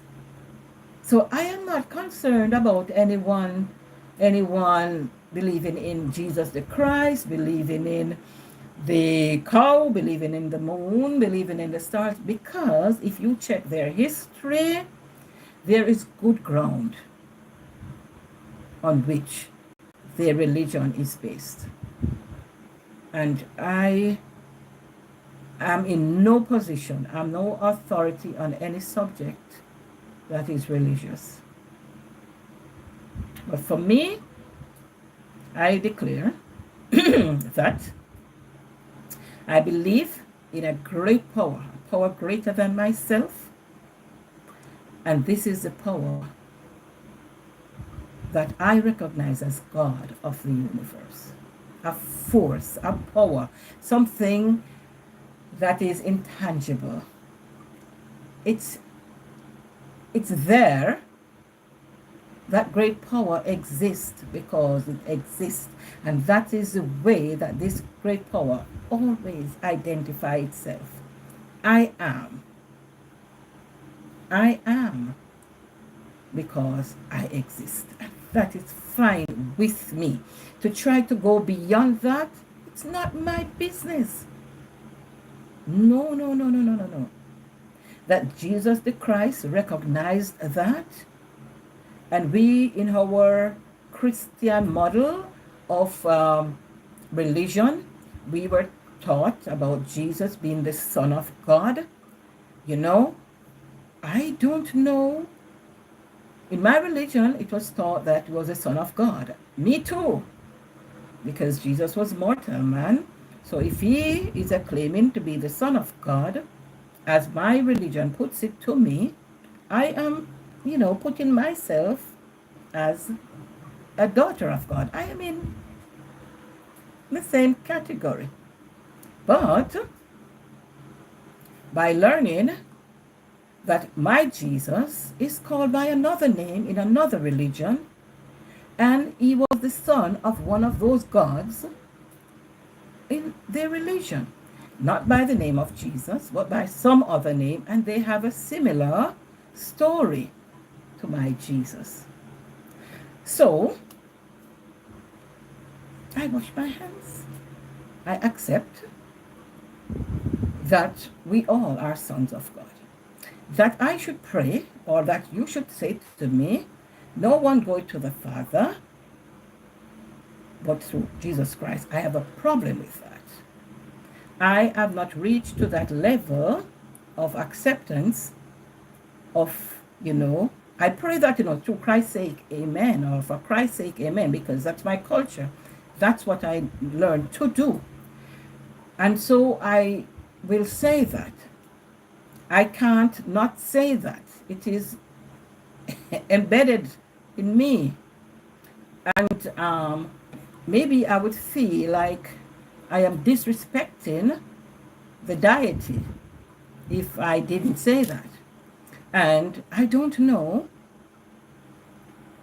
and I'm still searching whether or not, through Christ's sake, amen, was, in some distant past, was that, who Jesus the Christ, as I know him in my religion.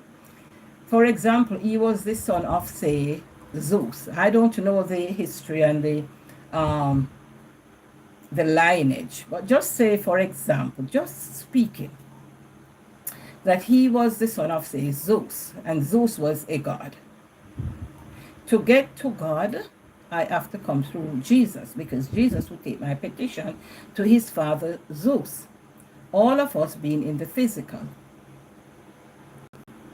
I could buy into that. And then I would ask, but oh my God, I wonder how many persons really actually got to Zeus, and all of this. Is it that we all go at a particular time? And it brings us to really contemplate a lot of the stories. The woman with the issue of blood, the man who was sitting at the gates of some place who needed to go down into some water, and how many years he was there. I need to know the history, of these stories, because they're written, and I'm sure the Bible is written, not just things thrown there. Those books, or the scripts, or the writings of the Bible, they came from some place. Yes, we learned that they were from inspired men of God. All right.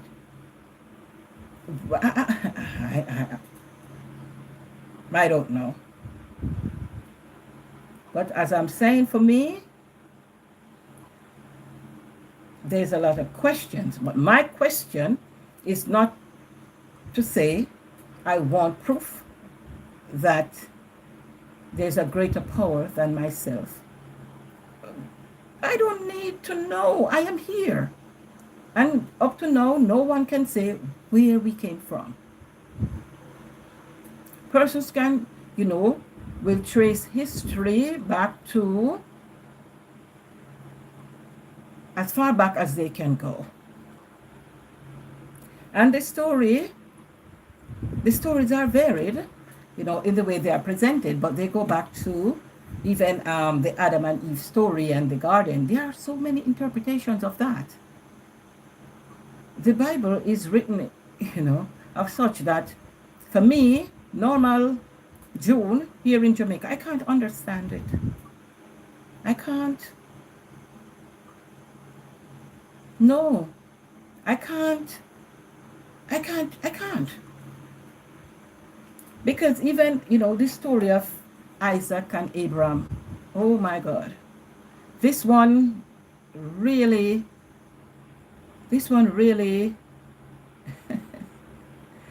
butchered me in that. Here is this person gonna commit murder. So if you have gone through and killed, murdered, or, because that's the word that we know in today's language, that he was to have taken his son, his only son, up to some mountain to present him as a sacrifice, right? And in those days, sacrifices were as we know them.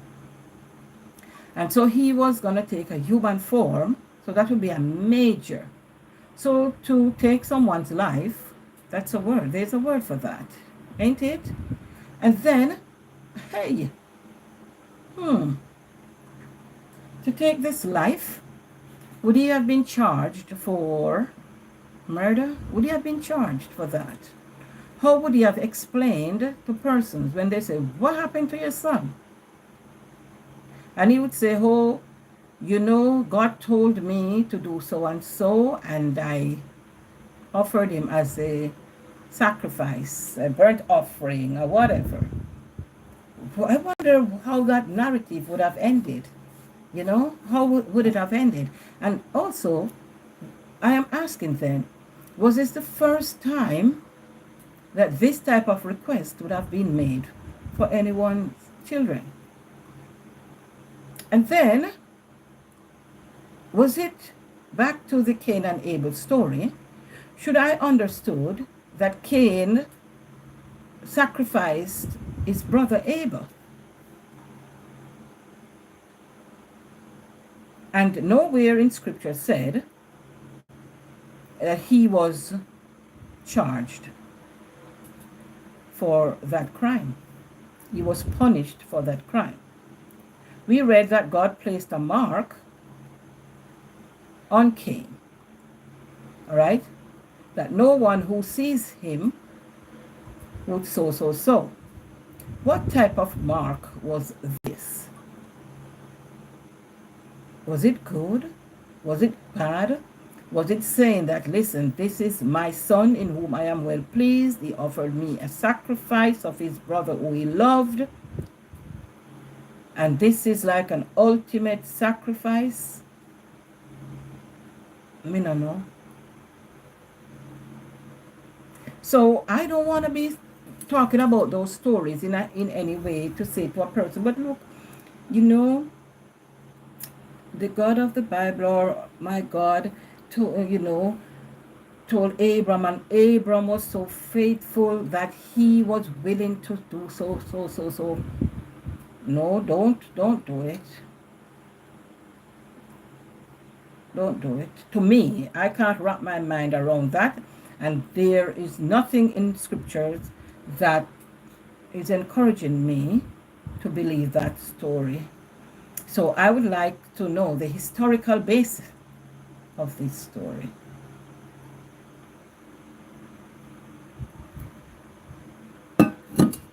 Is it too much to ask? I don't think so.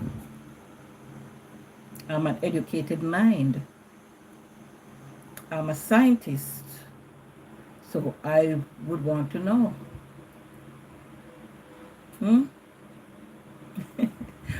Food for thought. Food for thought. And since delving into, educating myself on the history of religion, and no, in no big way, just watching some videos here and there, I have find that I am able to align myself better with the great power. I find it that way. I find it much easy to do. And in myself, I know that I don't want to hurt my neighbor. I want to live an exemplary life. I don't want to be doing things that will hurt my neighbor. I don't want anything that will hurt to do anything that will hurt my family. In previous years, yes, not being enlightened, then I would go after things that I think would improve my life, would allow me to achieve certain things in life, would allow me to live the soft life. And in some instances, yes, I succeeded. In others, I pay dearly the consequence. But as I say now, it's okay. It is okay. And the experiences are many. I'm able to speak from a point of knowing on many subject matters. As I said, my first read of The Alchemist was maybe by coincidence or by no coincidence. I was, as a matter of fact, yesterday I said I was, given the task of cleaning the library. No, it wasn't given. Actually, I was the one who asked, because I peered inside this building and realized that there were many books in there. And so I asked whether, as part of my punishment for my crime, quote unquote, could I, whilst I'm here, could I organize the library somewhat?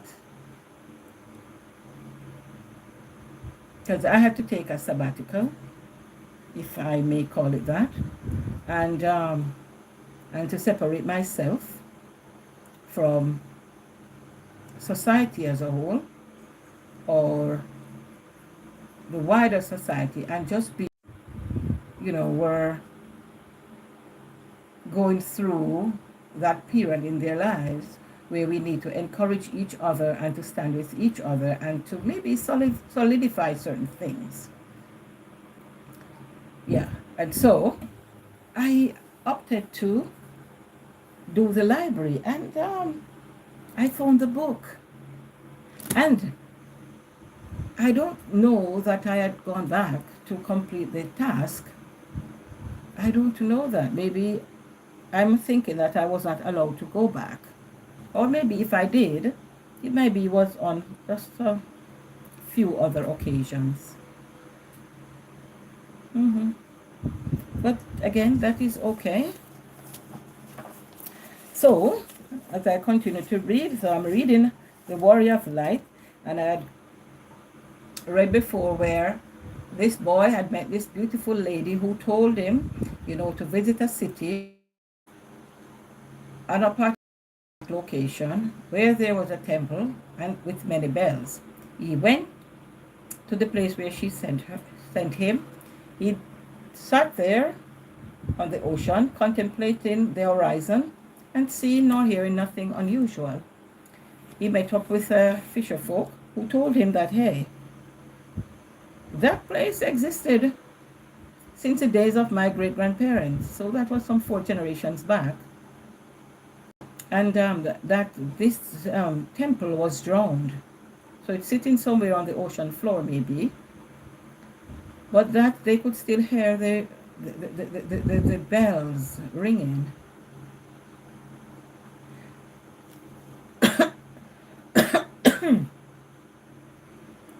They could hear the bells ringing, but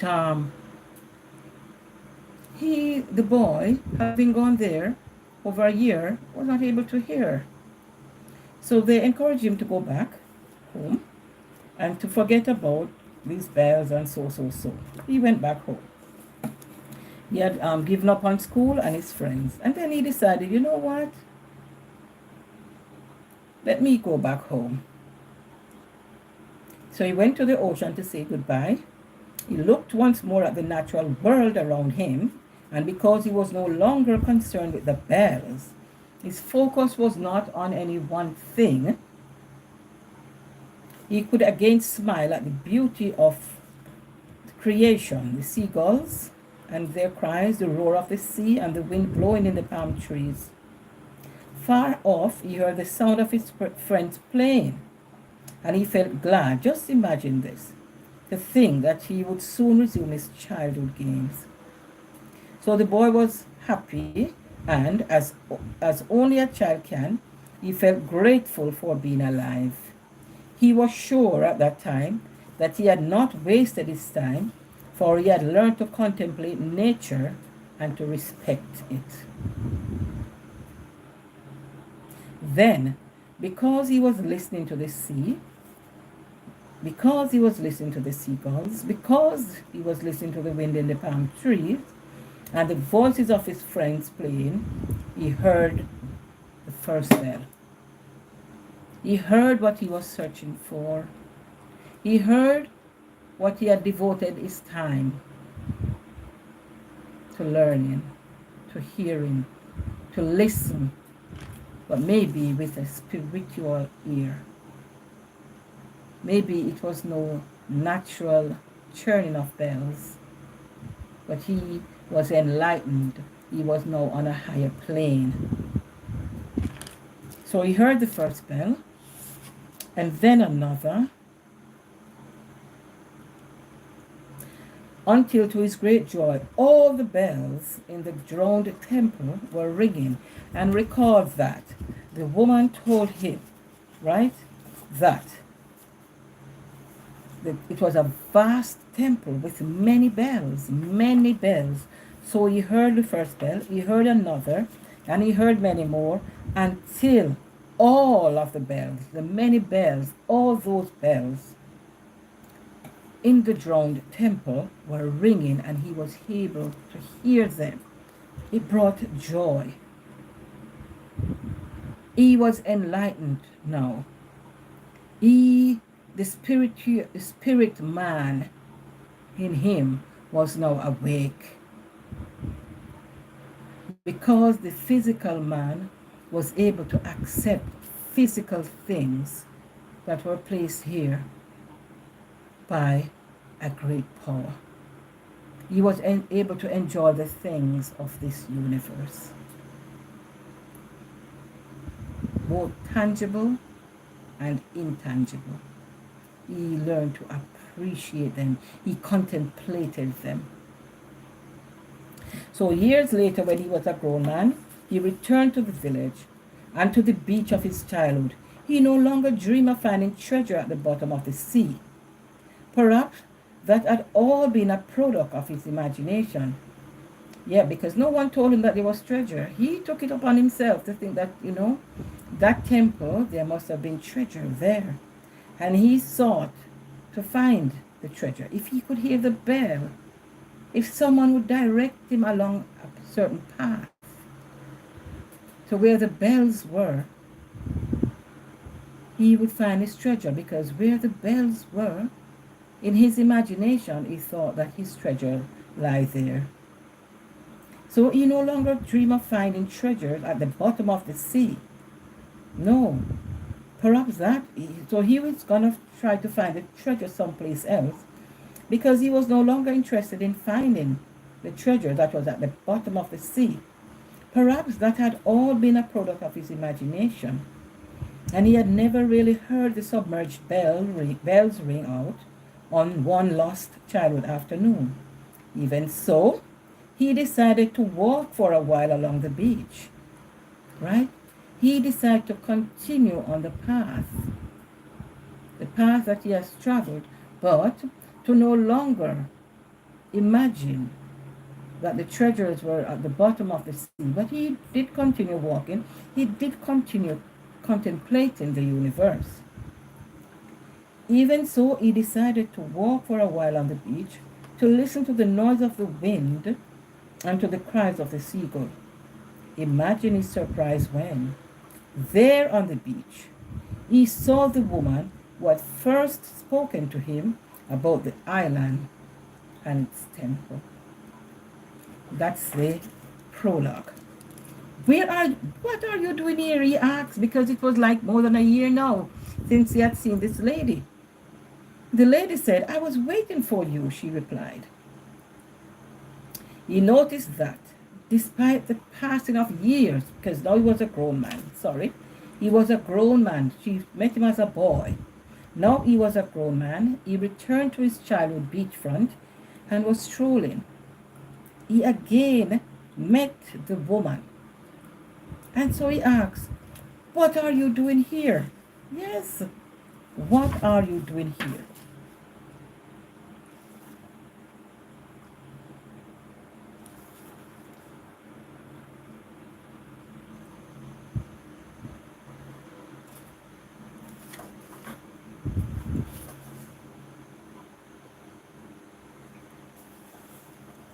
"I was waiting for you," she replied.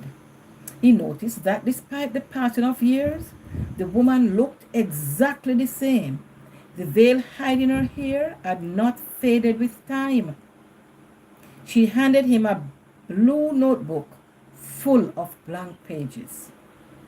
A blue notebook full of blank pages. So we'd say a diary. Right. A warrior of the light values a child's eyes because they are able to look at the world without bitterness. When he wants to find out if a person beside him is worthy of his trust, he tries to see him as a child would. That's what she told him to write. This woman who he met as a child and now met as an adult, gave him a book, a blue book, like a blueprint, we would say. But then it had no page, it had blank pages, full of blank pages. And she instructed him to write these things which I am saying to you. Write the vision down. That's the instruction that this Bible character, Habakkuk, had gotten. And we could read the story in Habakkuk chapter 2, all right? Where he was instructed to write the vision down. Write your thoughts on paper. Write your dreams and your aspirations. Write the things that I'm telling you. And that's what the lady said to him. Write. This is what he was instructed to write. A warrior of the light values a child's eyes because a child's eyes are able to look at the world without bitterness. Yes, a child has no opinion. He sees what he sees and he's enjoying it. When this warrior wants to find out if a person beside him is worthy of his trust, he, the warrior, tries to see this person as a child would. So you're going to look at this person as a child would look at the person to see whether this person is worthy of his trust.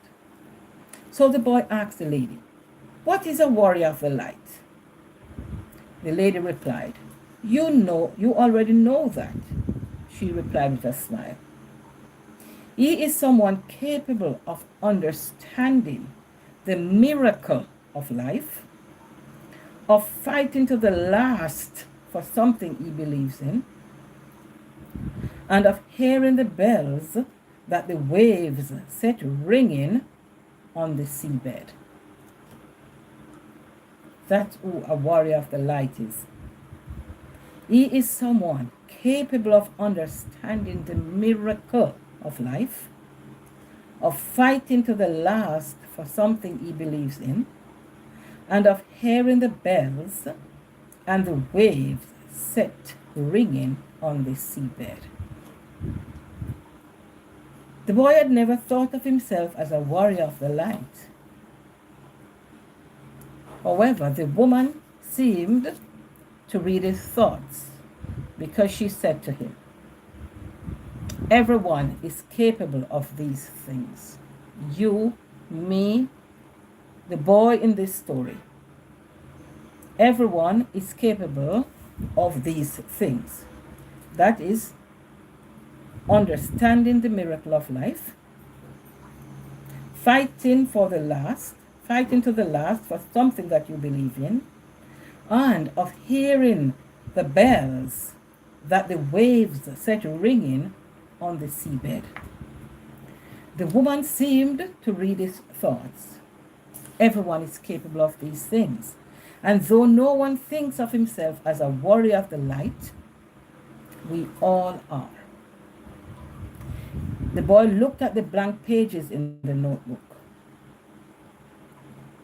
The woman smiled again and said, "Write about the warrior. Write about yourself, because you are a warrior of the light." That's the prologue to this story. Yeah. And so, in another 6 minutes, I'll read the epilogue for us. My name is June Lois. I am in Jamaica. The name of my channel is June Lois TV. So you can look me up at June Lois. I am also the founder of a charity, duly registered in Jamaica, Hands for the Aged Foundation. If you wish to join me on this journey as a warrior of my light, then please link me in the bio. Contact me via email. I will respond to you. I'll be very grateful for your kind assistance. It can be in cash, it can be kind.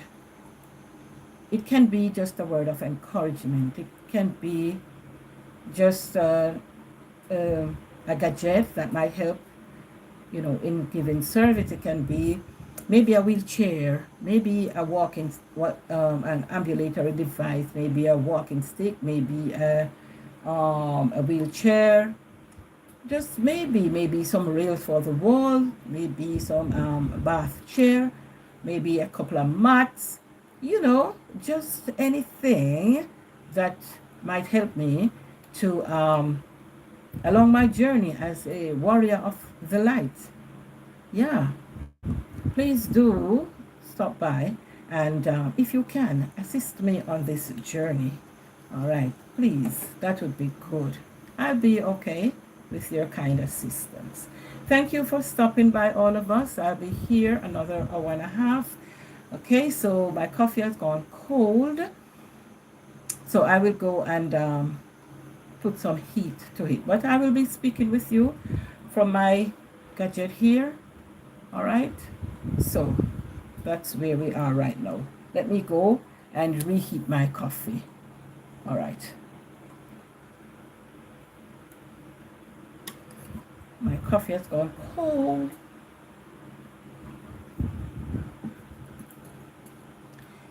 Take these chains from my hand and let me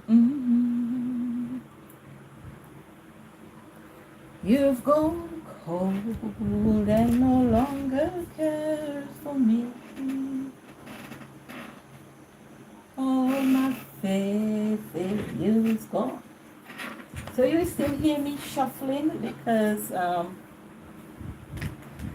the earpiece is on. So just know that I am here with you. All right. It's, what time is it now? 6:32. Now 6:28 in the AM here in Jamaica. Yeah, we're here. It's a beautiful feeling just to be here. Just to be here. It's a wonderful feeling in my life. It's wonderful. Wonderful. I can show you what wonderful. I could believe what just happened. Da da da da da da da da da. Da da da da da. Wonder. From your feet all over. Wonder. I heard that song. I heard Burna Boy.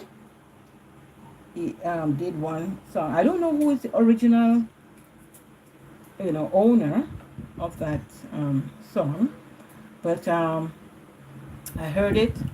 I've listened to it from this African giant, Burna Boy, and I have also listened to it from this girl, Cora. Yeah, I think she's from some African descent too, or country. Yeah, I did promise you that I would do the epilogue of the Warrior of Light at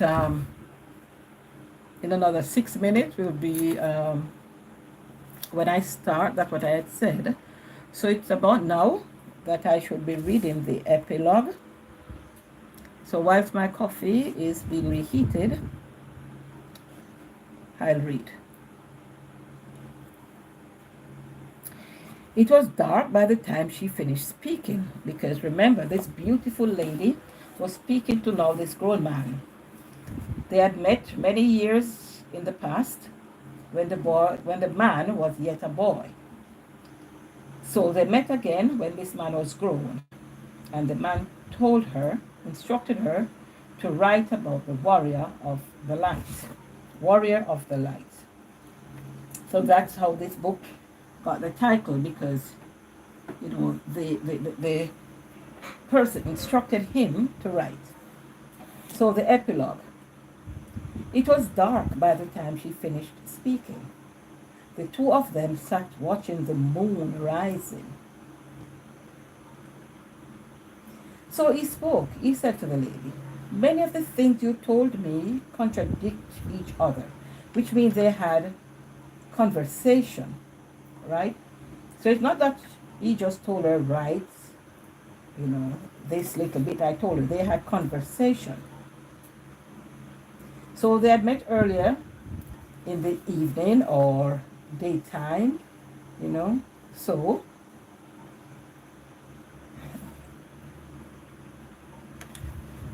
because I said he had gone for a walk when he had grown to listen to the noise of the wind and to the cries of the seagull.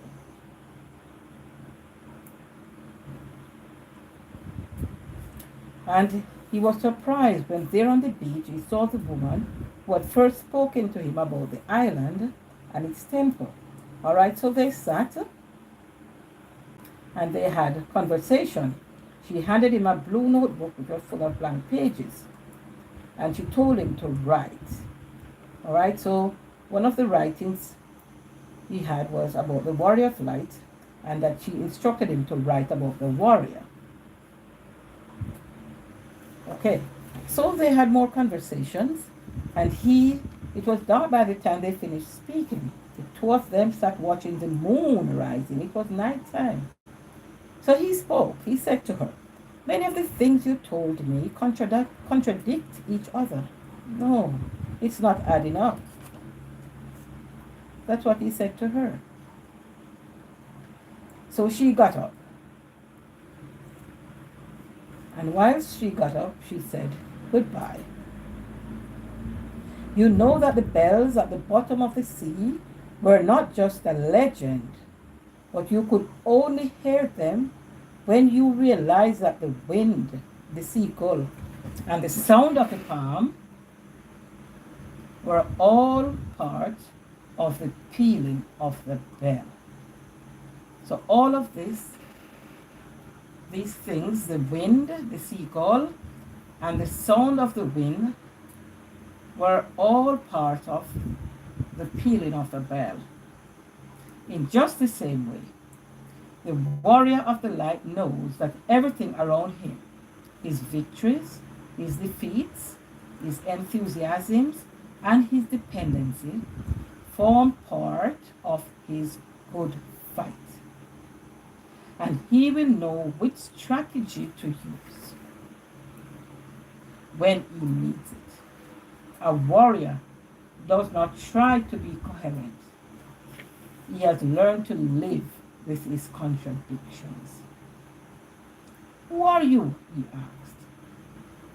But the woman was already moving off, walking over the waves toward the rising moon. Yes, that's how the epilogue went. Yeah, and as I said, this book, Short Notes on Accepting Failure, Embracing Life, and Rising to Your Destiny. This book is called Warrior of the Light by Paul Coelho. And I'm saying again, no, it's just that I'm reading this book. I am not paid to advertise nor to solicit sale for this book. I am reading this book. I find it interesting enough that we could talk about it today. I am not encouraging you to get a copy, though it might be good. Sorry, if you do. It is a good read for me. It is a light read. The print is good. A warrior of the light knows that he has much to be grateful for. Angels help him in his struggle. Celestial forces place each thing in its place, thus allowing him to give it his best. His companion says he's lucky, and the warrior does sometimes achieve things far beyond his capabilities. That is why, at sunset, he kneels and gives thanks for the protective cloak around him. His gratitude, however, is not limited to the spiritual world. He never forgets his friends, for their blood mingled with his on the battlefield. A warrior does not need to be reminded of the help given to him by others. He is the first to remember, and he makes sure to share with them any reward he receives. So that's one of the writings that he placed on the blank page of his blue diary. A warrior of the light knows that he has much to be grateful for. Angels help him in his trouble. Celestial forces place each thing in its place, thus allowing him to give it its best. His companions say, he is so lucky, and the warrior does sometimes achieve things far beyond his capabilities. That is why, at sunset, at nightfall, he kneels and gives thanks for the protective cloak around him. His gratitude, however, is not limited to the spiritual world, because his protective cloak is the great power, the God of the universe, spiritual. But his gratitude is not only to the spiritual world. No. He never forgets his friends, because their blood, the blood of his friends, mingled with his on this battlefield earth. We are our brother's keeper. We have to help each other along the way, in the same way that we receive help from others. A warrior does not need to be reminded of the help others give him. He is the first to remember, and he makes sure to share with them any reward that he receives. Isn't this beautiful? It is. It is. A warrior of the light knows. Another writing on page 2 says, all the world's roads lead to the heart of the warrior. He plunges unhesitatingly into the river of passions, always flowing through his life. The warrior knows that he is free to choose his desires, and he makes his decision with courage, detachment, and sometimes it's just a touch of madness. He embraces his passions and enjoys them intensely. He knows that there is no need to renounce the pleasures of conquest. They are all part of life and bring joy to all those who participate in them. But he never loses sight of things that last, or of the strong bonds forged over time. A warrior can distinguish between the transient and the enduring. A warrior of the light does not rely on strength alone. He makes use of his opponent's energy too. When he enters the fight, all he has is his enthusiasm, the moves and strikes, and he learns during his training. As the fight progresses, he discovers that enthusiasm and training are not enough to win. What counts is experience. Training and enthusiasm are not enough to win the fight, but experience is also needed. Then he opens his heart to the universe and asks God to give him the inspiration he needs to turn every blow from his enemy into a lesson in self-defense. His companions say he's so superstitious. He stopped fighting in order to pray. He even shows respect for his opponent's tricks. A warrior does not respond to these provocations. He knows that without inspiration and experience, no amount of training will help him.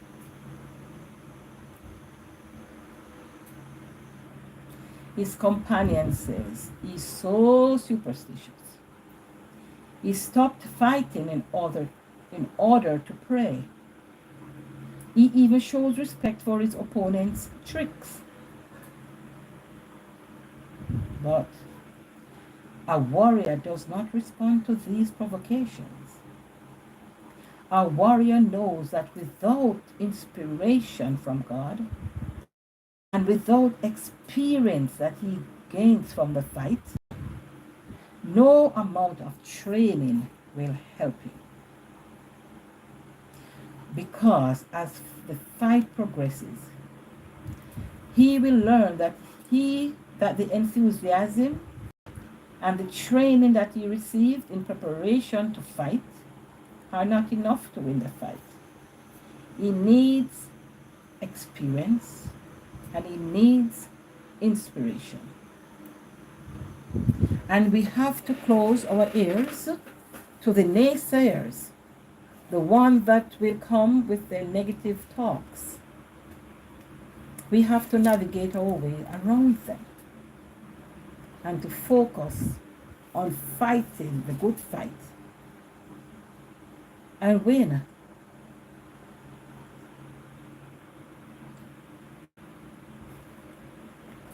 It is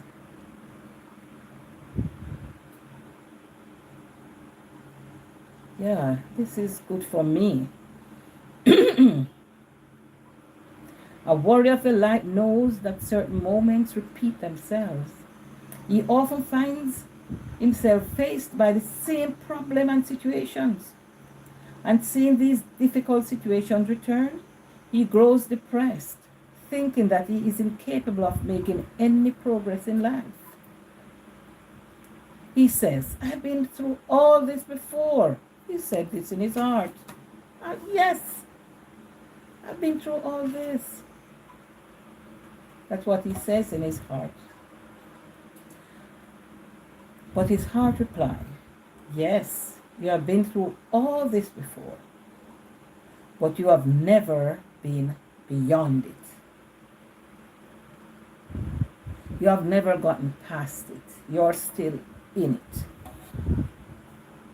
Then the warrior realizes that these repeated experiences have but one aim: to teach him what he does not want to learn. And oftentimes we have find ourselves in this situation, whether it is in our own home, whether it is in relationships, the many failed relationships that we have, the same situations repeat themselves. The reason that they have failed are repetitive. We see even in our workplaces that we were enthusiastic about a career path and we have pursued that path. We have studied well. Yeah. We have gained certification in the area. So, we feel, yes, within ourselves, we have achieved. We had a passion. We had the desire to learn and to pursue the dreams, our aspirations. And so we graduate with our certificates in whatever area. And so we stand with our chest raised and said, yes, we have reached. I have graduated. And we run, we apply for the job, we put our papers together. And we said, yes, we have reached. And I am so, and I am so. And, that's the way we might, see ourselves. And we become boastful and all of that. said, all right, now is the time to show off, because I was enthusiastic about this. Yes, I have gotten the necessary training, and now I am out here in the world of work, and we buy our suits or the clothing that we require, and we look sharp, we look dapper, we look immaculately dressed, and we step out because we were enthusiastic about something. We have gone to educate ourselves, and we said, yes, we are ready for battle. Yeah, man, we have gotten the necessary training, and we are now ready for battle. And we enter the fight. And we are there with the opponent. But what we lack was the experience. We have the theoretical thing well under our belts, and we can recite the whole, manual or the old text. And we can recite all that we have learned theoretically. But then we have no clinical experience. We lack that. And so, having lacked that, then we begin to look at our opponents. And we will sometimes get disheartened. Yeah. And then we become agitated. Yeah. Because, hey,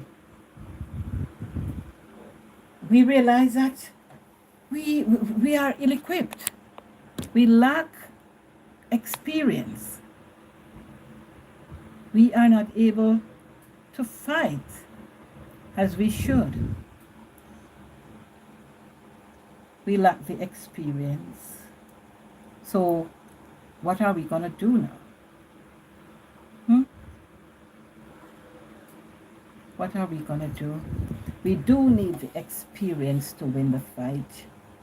I have seen this show of enthusiasm and theoretical training so much in my field of work, where young nurses would enter the profession and armed with theoretical knowledge, they figure that, yes, I am able to do this job, and I am better than this old one sitting there. I have new knowledge, I have more arsenal in my armory than he or she does. But what we fail to understand is that this is all theoretical. We will now have to transfer this knowledge to the battlefield, onto the battlefield, and we can't. We will need the knowledge, we'll need the wisdom of the aged. The wisdom of age. That's where we're going to get the experience from, the wisdom of the age.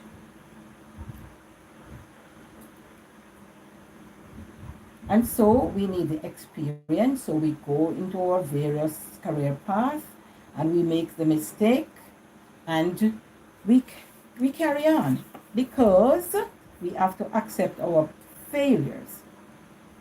We have to embrace life and the fact that we can correct our mistakes.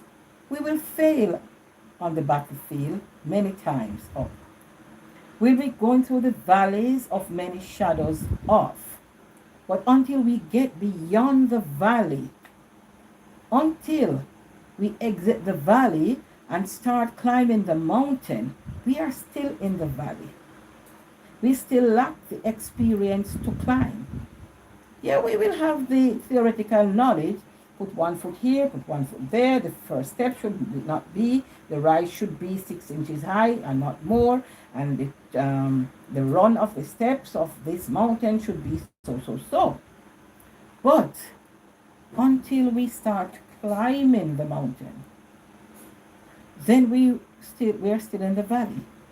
And in the valley, there are many shadows off. Oh, He leads me beside still waters, down in the valley below,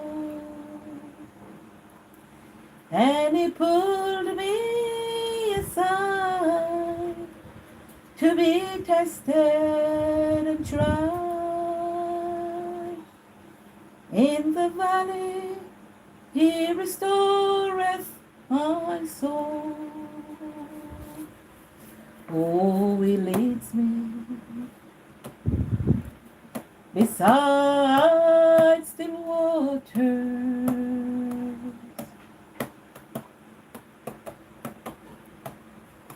down in the valley below, and He pulled me aside, oh, to be tested and tried.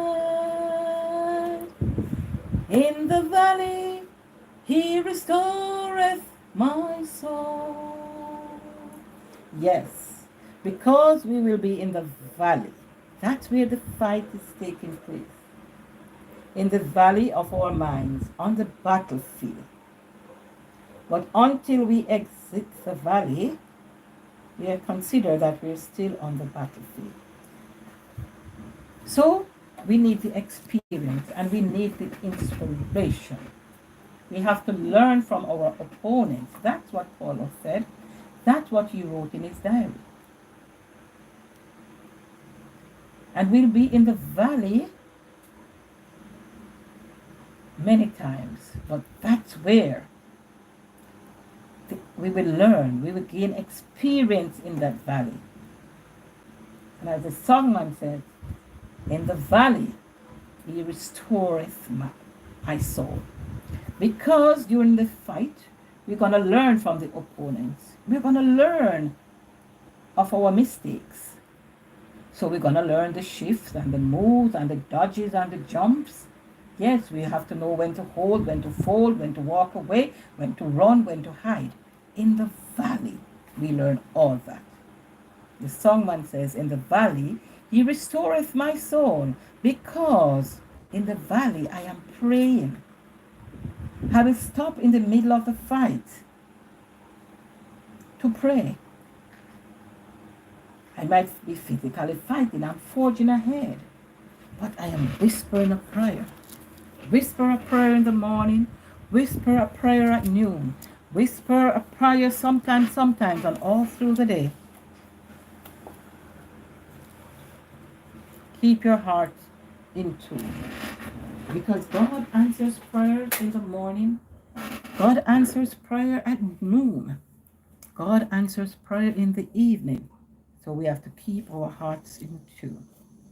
So we often find ourselves faced with the same problems. We are in the valley and seeing these difficult situations coming back to haunt us time and time again.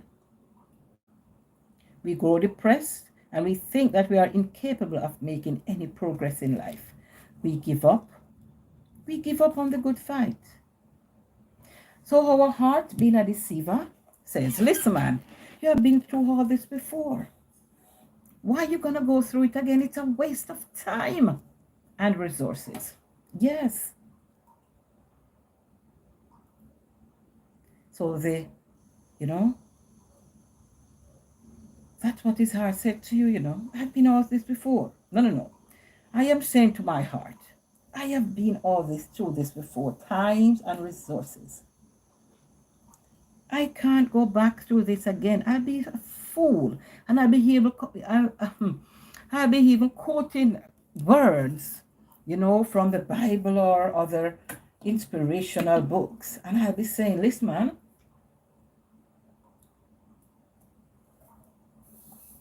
God called fools, but He certainly does not keep them. And to be going back down this path, I must be a fool. I can't do that. That's what I'm arguing with self, my heart. And then my heart, self, will say to me, yes, you have been through all this before, but you have never been beyond it. You have been in the valley of the shadow of. You have been in there gaining experience. Yeah. That's where you need to be to feel restored, to learn, to put your enthusiasm, your training, and now you're gaining experience. You know what works, you know what doesn't work. In the valley, in the valley, you gain experience. And then through prayer, maintaining a prayerful disposition, a prayerful mindset, you'll be inspired. Because his heart says, yes, you've been in the valley, you've been getting experience, but you have never been beyond the valley. You have to start now climbing the mountain. That's where you'll get experience on reaching the mountaintop.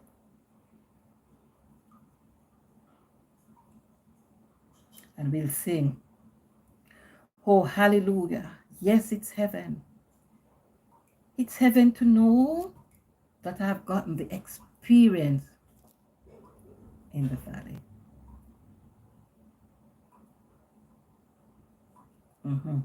On the mountain top or in the valley, where the great power is, where we get inspiration from. That's heaven. That's heaven. Oh, hallelujah. Yes, it's heaven. It's heaven to know that I'm on the mountaintop. I have gained the experiences that I needed to climb.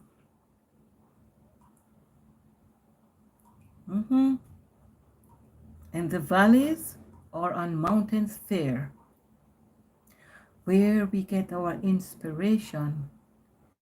It's heaven there.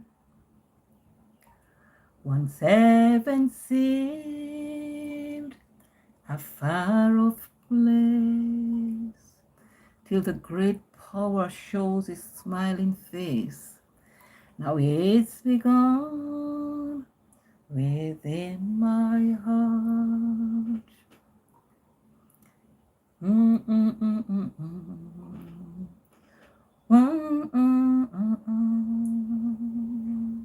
I don't remember the words of the song. Yeah, but it's meaningful to me. I am singing this song to a different tune, where I get my inspiration from. On the tables of my heart, the inspiration is laid, and it's heaven there. The warrior realizes that the experiences that he has gotten over time, over the lost battles in the battlefield, that these repeated experiences have but one aim, and it is to teach him, the warrior, what he does not want to learn.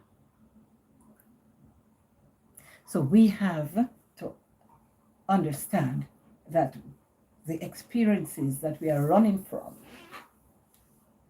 the harshness, the bitterness, of the fight, the harsh winters in our lives, that they are important.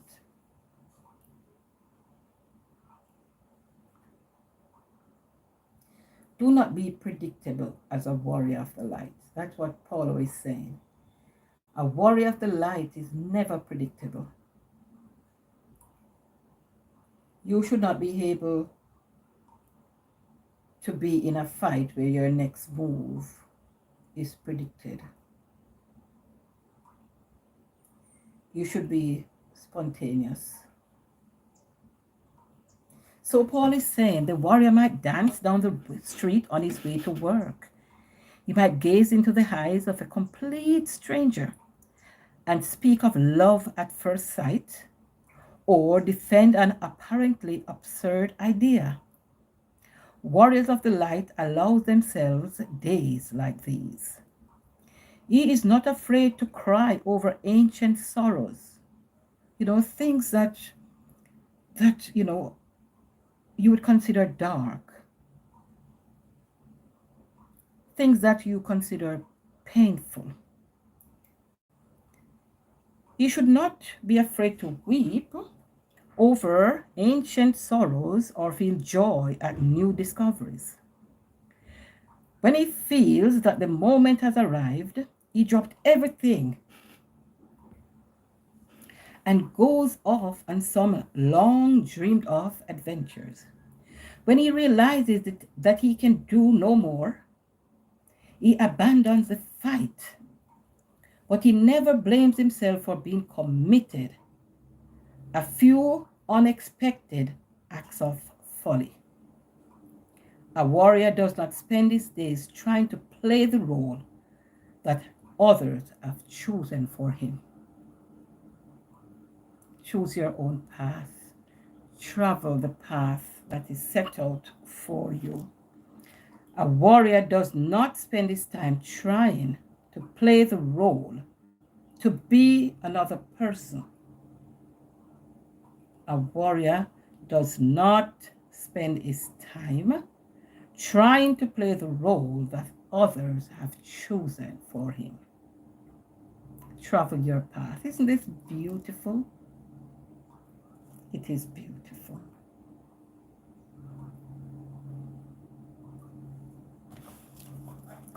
So I'm just skipping through and reading, some of the writings here. Short notes on accepting failure, embracing life, and rising to your destiny. Yeah. So I'm reading. One moment, please.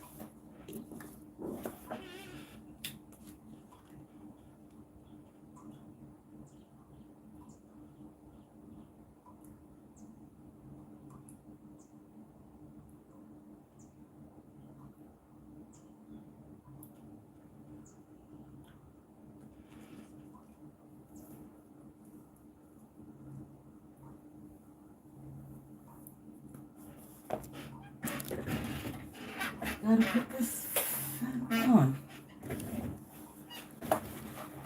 And so I'm at page I'm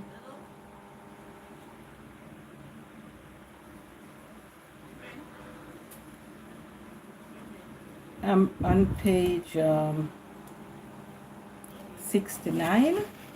So moving ahead, we're still live. 5 million awesome people in this building.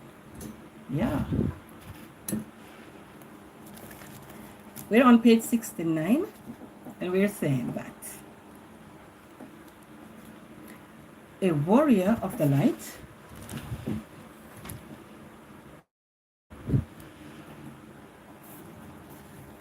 accepts his personal legend completely.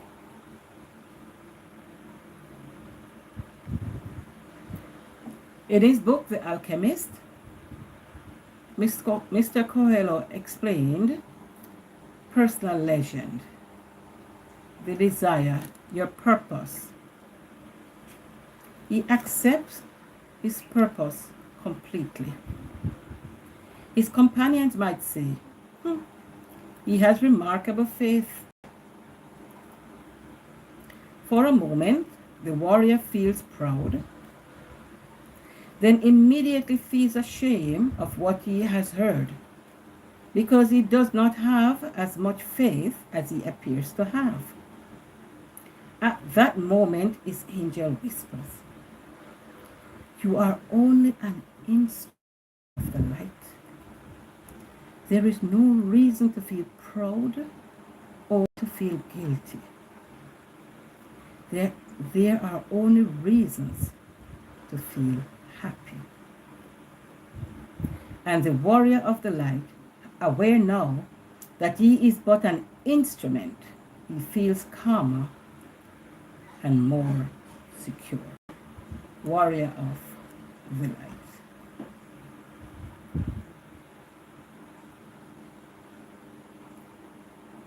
Isn't this beautiful?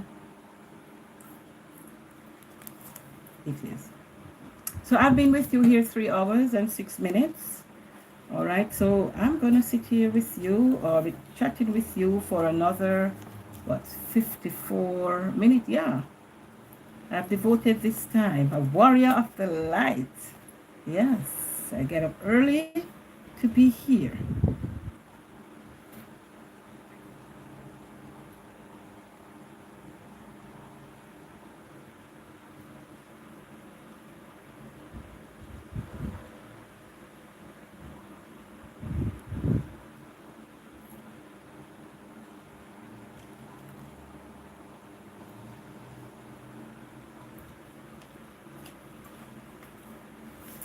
So I'm still skipping through.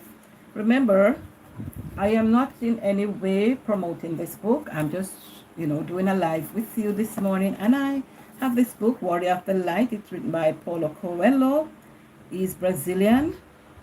And on the cover it says, by the author of the million-copy bestseller, The Alchemist.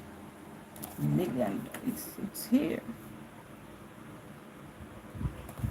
Yeah. So I feel good that I have a copy in my hand, though it's old. I have, read it so many times. Mr. Coelho, I think that you should you should send me a whole catalog. See, it's old now. It's getting torn up, and the pages have not even gone totally wrinkled yet, so I can still read from it. But it would be good if you would okay, but I do have a charity, a registered charity, that I would say to you, you can help me to develop. Yeah, I think I would do a good job. Warrior of the Light. I'll show it to you. It's duly registered charity. It's here in Jamaica. Charities. Okay. Can you see it?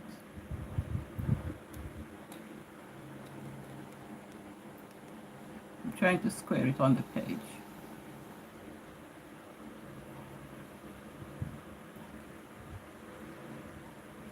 Yeah, so that's where we are with this one.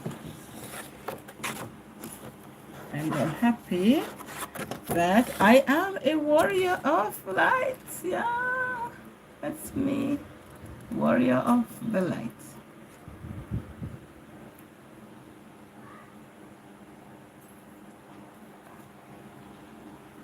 Yeah, that's me.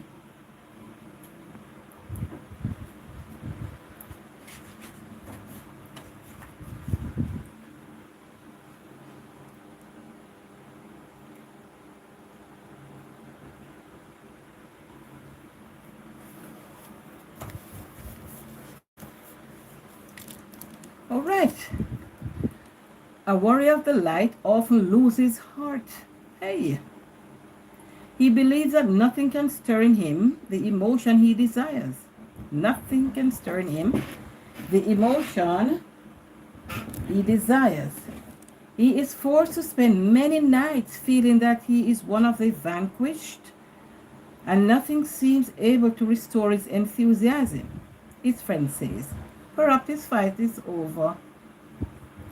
The warrior feels pain and confusion when he hears such remark, because he knows that he has not yet reached the place he wanted to reach. But he is stubborn and refuses to relinquish his aim. Then, when he least expects it, a new door opens. Isn't that wonderful? A warrior of the light always keeps his heart free of any feeling of hatred. Yeah? When he goes into battle, he remembers what Christ said, love your enemies, and he obeys. But he knows that the art of forgiveness does not mean that he must accept everything. A warrior cannot bow his head, for if he did, he would lose sight of the horizon of his dreams. He accepts that his opponents are there to test his valor, his persistence, and his ability to make decisions. They force him to fight for his dreams. It is the experience of battle that strengthens the warrior of the light. Yeah. And so, as warrior of light, he stops to pray, and so I stop to pray. Oh, great power, God of the universe, I thank you for this beautiful day. I thank you for being able to sit here and to speak to persons even though I'm not seeing them. I thank you for this platform where my voice could be heard. You know, one person in the Bible had said, okay, he has that, his voice or his poetry would be read by thousands even after his death. And I ask none less. I thank you for this book and for allowing me to be able to read.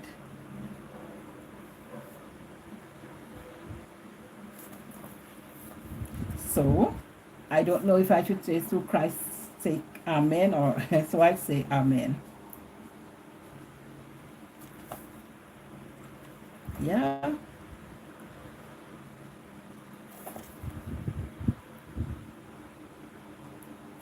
The warrior knows an old saying. If regrets could kill. And he knows that regrets can kill.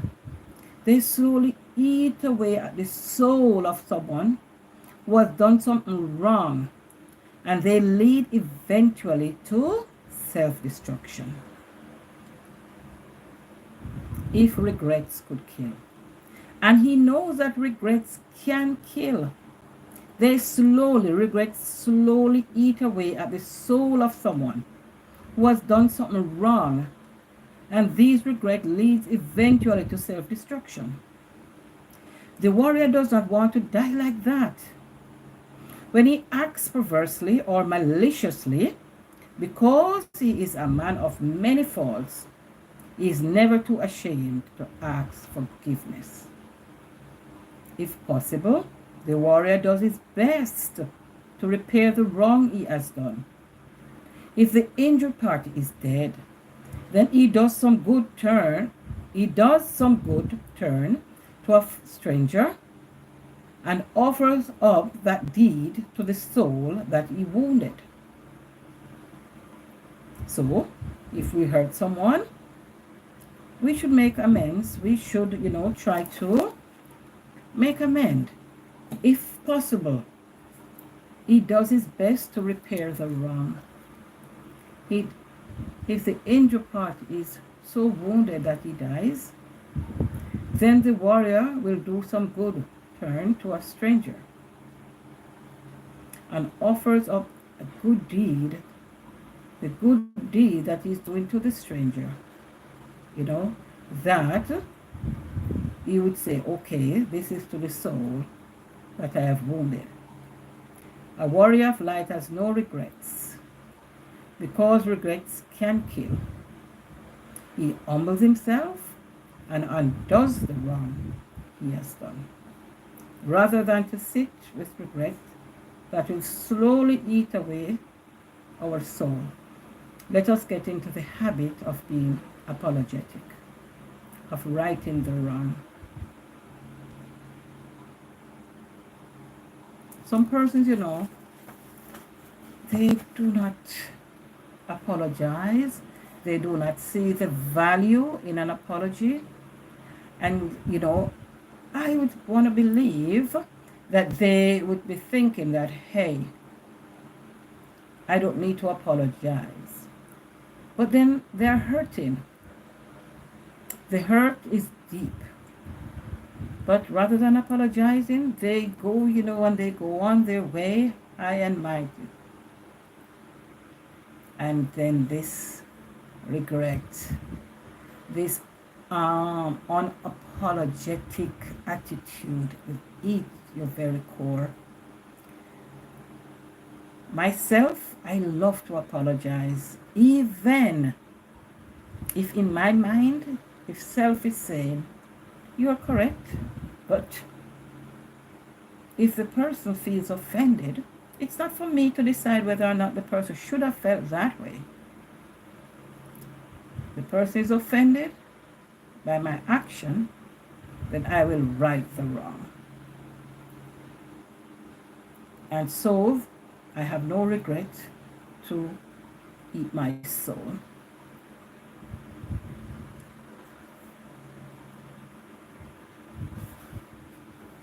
How are you this morning? My name is June Lewis. Yeah, I've been here with you for 3 hours and 15 minutes. We're having a good time. Yes, I will work the work of he who has sent me while it is day, while I have the vim, whatever, and vigor, vim, vibe, and vigor to do so. And I'm glad that you're here with me. 7 million awesome people in the building. I could not have had it any other way. A warrior of the light is never indifferent to justice. He knows that all are one and that each individual action affects everyone on the planet. That is why, when confronted by the suffering of others, he uses his sword to restore order. But even though he fights against oppression, at no point does he attempt to judge the oppressor. Each person will answer for its action before God. And so, once the warrior has completed his task, he makes no further comment. A warrior of the light is in the world in order to help his fellow men and not to condemn his neighbors.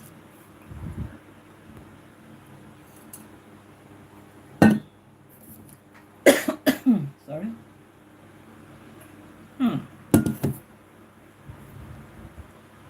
I'm still having my coffee. It's cold, as you would imagine. It's cold again.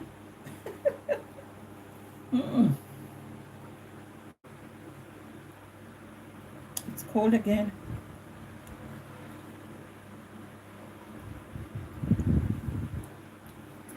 But I'm still here.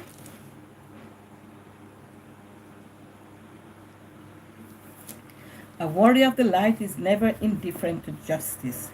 He knows that all are one and that each individual action affects everyone on the planet because we are one and the same. And that is why, when confronted by the sufferings of others, he uses his sword to restore order. Yeah.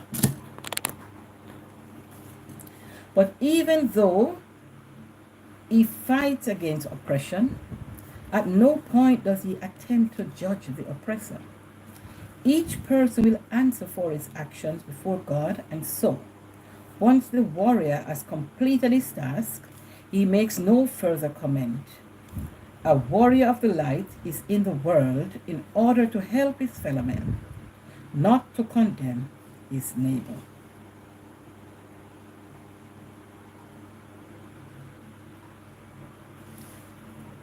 Whilst in battle, a warrior of the light is never cowardly. Flight might be an excellent form of defense, but it cannot be used when one is very afraid. When in doubt, the warrior prefers to face defeat and then lick his wounds, because he knows that if he flees, he gives the aggressor greater power than he deserves.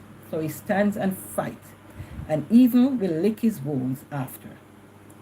In difficult and painful times, the warrior faces overwhelming odds with heroism, resignation, and courage. So, it might be good to run from a fight, But here, the warrior of light is never a cowardly. Flight might be an excellent form of defense, but it cannot be used when one is very afraid. If you are afraid, you cannot choose this form of defense. Because if you do, and you run, if you flee, then your aggressor, your opponent, will have greater power. You will give the aggressor greater power. He will pursue you.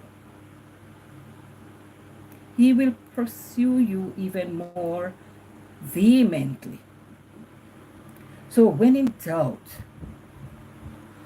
in a fight, the warrior prefers to face defeat and then lick his wounds. Because he knows that if he flees, if he runs, he will give the aggressor greater power than he deserves. Sweet June, hi, hi, hi guitar, I'm here. It is difficult and painful times. In difficult and painful times, the warrior faces overwhelming odds with heroism, resignation, and courage. Hi guitar, I'm again reading from another of my favorite author, and you know his name by now. And this is what I'm doing now. How should I set it?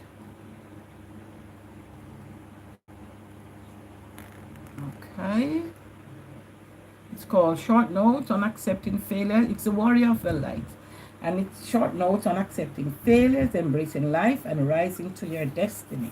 And now that you're here, we can put the book down a little bit and chat.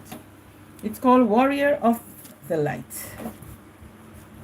A warrior knows that he is free to choose his desires, and he makes these decisions with courage, detachment, and sometimes with just a touch of madness. Yeah, that's what that's what he says. I've done a lot of reading. I have done the flip page. I have done the author's notes. I have looked at some of the other books that he wrote. I have even looked at his mantra. I don't know if that's what it is. Hail Mary, conceived without sin. Pray for those who turn to you. Amen. He didn't say through Christ's sake. He just said amen. And I like that. He quoted Luke chapter 6 verse 40 and said, the disciple is not above his master, but everyone that is perfect shall be as his master. Okay. And I've done the epilogue, I've done the prologue, and I've done the epilogue, and just chatting with persons. Yeah. And they're good readings. I find good little notes. It's a little manual. A warrior does not keep company with those who wish to harm him. No. Nor is he seen in the company of those who wants to console him. This reminds me of a psalm. The Psalm, 23? Psalm 23, I think.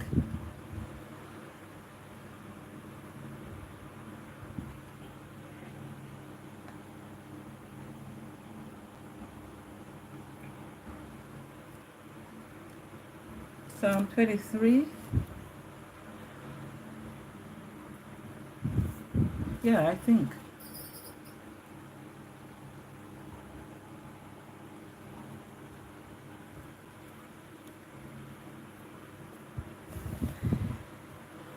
Yeah, so Psalm 23.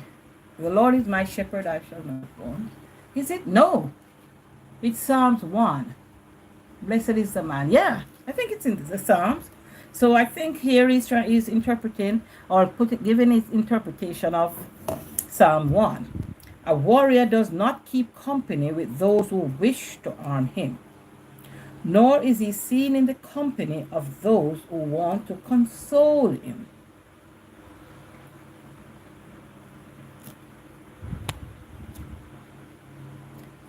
Psalms 1. Blessed is the man who walketh not in the counsel of the ungodly, nor standeth in the ways of sinners, nor sitteth in the seat of the scornful. But his delight is in the law of the Lord, and in this law doth he meditate day and night. And then it went on to speak of, what the blessed man would be like. So, a warrior, blessed is the man who does not keep company with those who wish to harm him. Blessed is the man who is not seen in the company of those who want to console him. He avoids anyone who is only by his side in the event of a defeat. These false friends want to prove that weakness is rewarded. So he doesn't want to be seen with those persons who are trying to console him when things happen, when he's broken. No, he doesn't want that. He doesn't want to be seen in the company of those who always bring him bad news. They always try to destroy the warrior's confidence, all under the cloak of solidarity. When they see him wounded, they dissolve in tears, but in their heart, they are happy because the warrior has lost a battle. They do not understand that this is part of the fight. The true companions of a warrior are beside him always, during the difficult times and the easy times. Blessed is the man who walketh not in the counsels of the ungodly, those who wish him harm, nor sitteth in the seat of the scornful, nor in the seats or with those who are, hurling pity.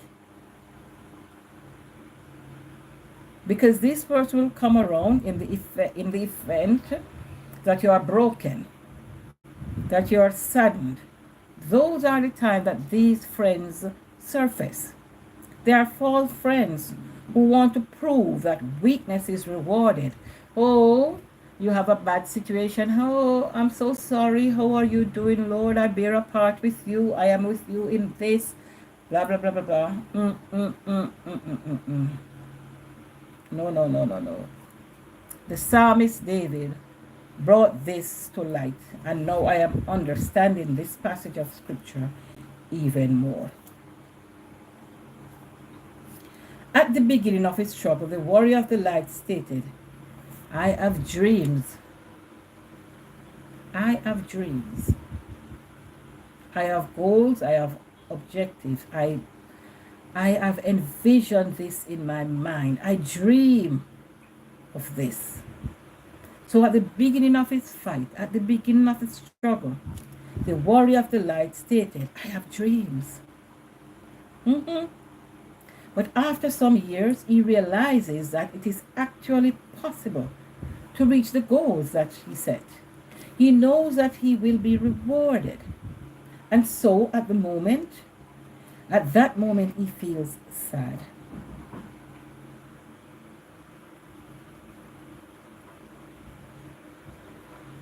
He knows about other people's unhappiness. He knows about the loneliness and frustrations experienced by so much of humanity.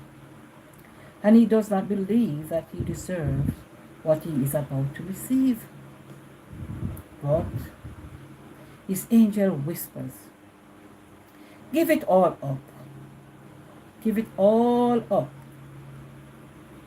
And at the whisper of his angel, the warrior kneels down and offers God his conquests. Offer God his dreams, his aspiration, the goals, the objectives. The angel said, give it all up. The act of surrender forces the warrior to stop asking foolish questions and helps him to overcome his feelings of guilt. Yes, at the beginning of our struggles, we have dreams. But after some years, we realize that, that these dreams are actually possible to reach our goals. It is actually possible. That it is actually possible to realize our dreams. And then we know that we will be rewarded. But at the moment of, being rewarded to reap the fruit of our labor, the harvest being ready, and we are to pick of it, we feel sad. We start to think of other persons who are unhappy. We start to think of the many reasons that we do not deserve what we have. So at that moment when we are supposed to enjoy the fruit of our labor, to bask in the glory of our labor, then we feel sad. Because we know that other persons are suffering, other persons are unhappy, they are lonely, and they are frustrated by so much of humanity. The frustration. And so the warrior does not believe. We do not believe, that we deserve these things. And this, my friend, is not good. So at this point when we are starting to feel sad, we are starting, to feel unworthy of the harvest. And because, our lower selves travel back and giving us all the reasons that we are undeserving, our angel will whisper, give it all up. All the things that are besetting you and preventing you from enjoying your fruit, give it all up. Give it all up to God. The act of surrender forces the warrior to stop asking foolish questions. Do I deserve this? Do I deserve that? Can this be possible? Is this really me? No. We stop asking foolish questions. The act of surrender will help us to overcome our feelings of guilt.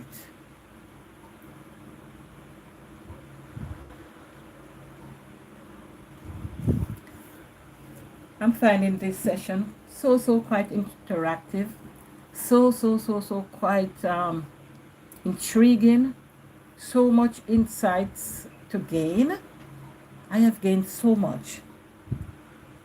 I thank you for being here with me. I thank you for allowing me the experience. And I thank God for the inspiration. I thank God.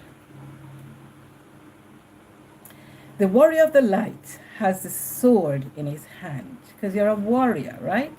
You have the sword in your hand. He is the one who decides what he will do and what he will not do, or what he will never do. There are moments when life leads him into a crisis, and he is separated from things he has always loved. It is then that the warrior reflects. He checks if he is fulfilling God's will, or if he is merely acting acting selfishly. In this separation,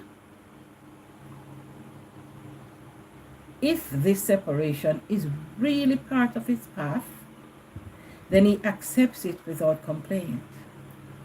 If, however, such a separation was provoked by someone else's perverse actions, then he is implacable in his remorse, in his response. The warrior possesses both force and forgiveness. He can use both with equal skills. The warrior of the light has the sword in his hand. He is the one who decides what he will do and what he will never do. There are moments when life leads him into a crisis, and he is separated from things he has always loved. Yes. There are moments in life when we are separated because of crisis. Yeah. There are moments when life leads us into crisis situation, and we are separated from the things that we always love. Was it sickness? Is it incarceration? What is it? Is it moving away from, your loved one? Is it that you have to change your address? What has caused the separation? There are moments when life leads him into a crisis, and he is separated from things he has always loved. It is then that the warrior reflects. He checks if he is fulfilling God's will or if he is merely acting selfishly. If this separation is really part of his path, then he accepts it without complaint. What was the cause of your separation? Was it a part of your path? Was it on your road to your destiny? Many of the persons we read about in the Bible, they have been separated from the things that they loved. They were taken into exile, they were imprisoned, separated from friends and families, some were ill. What was the reason for your separation? What was the reason? If this separation is really part of your path, because separation, as daunting as it might be, maybe you were imprisoned, maybe you went through a bout of illness, maybe you had to change address, whatever reason the separation was, maybe it was really part of your path. So accept it without complaint. But how will you know? We have to seek divine guidance, inspiration. If, though, such a separation was provoked by someone else's perverse action, it was the action of someone that caused you to be separated, then the warrior is implacable in his response. He will act. He will act. The warrior possesses both force and forgiveness. He can use both with equal skills. He can choose to be forceful in his action, and he can choose to be forgiving. Have you been separated at any point in your life?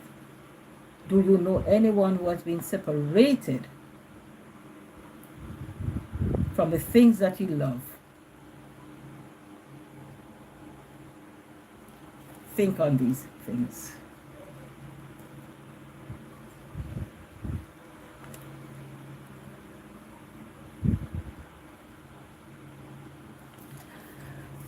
My name is June Lewis. The channel is June Lewis TV. You are not here just by chance. You're here because you are divinely sent. I appreciate your obedience to be part of my journey. I appreciate you this morning for stopping by. I know we have been here a long time, 4 hours. Yes, because persons are busy, they come, they go. But I am a vessel for the I'm a vessel for the light. Yeah, I'm a vessel of light. I'm a warrior. I'm just a vessel, you know. So I'm here 4 hours. Persons come and go. I appreciate everyone who have stopped by. And I know that we will do well. We will do very well as long as I, continue on the path.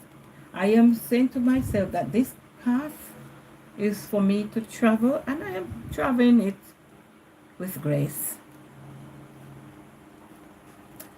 The warrior of the light never falls into the trap of the world freedom. I'm going to take one last stretch before we wrap it up. I have another 19 minutes to go. But I need to stretch these old legs of mine so that I'll be able to walk. All right, so stay with me. I'll still be chatting with you, but I'll just be walking a bit. Yeah, so that's me. Walking a bit. And stretching. Oh, yeah, that's a good one. That's a good one. Yeah. And I'll just do whilst I'm standing. I'll just exercise my hands by just doing a little sweeping of an area rub. Yeah. So that's really hard. That's how we do it. So being a warrior of the light, it's good. Yeah, we want to be doing good things. We want to be enjoying the fruits of our labor. We just want to be happy as we go through life. We have many focal points in our lives. And we just tune in to the great power,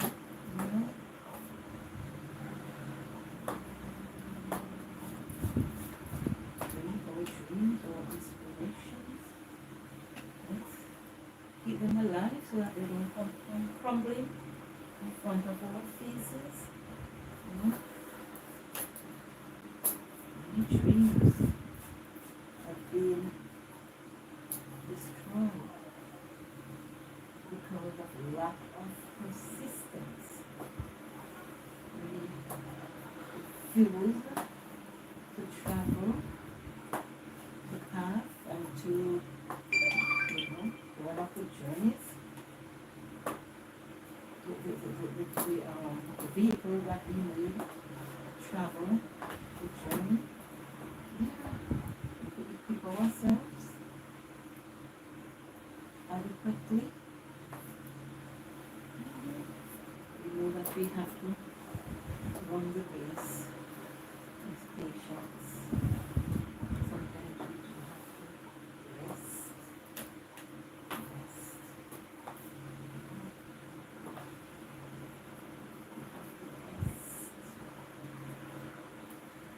That would be what we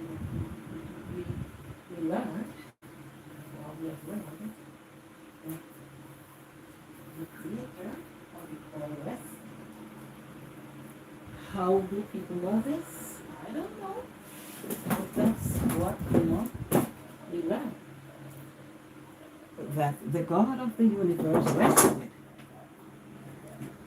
We rested because he was tired. I've been worked hard in creation, then I got tired, and so he rested.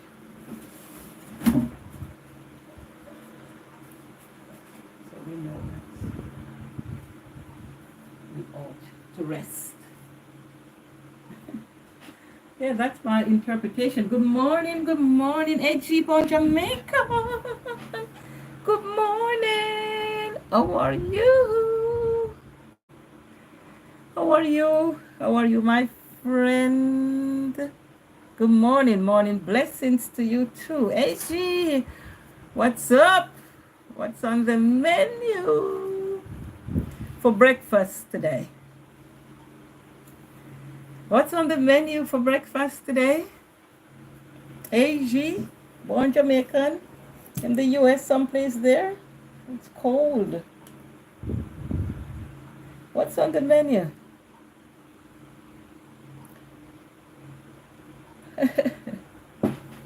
Happy Monday. Happy Monday to you.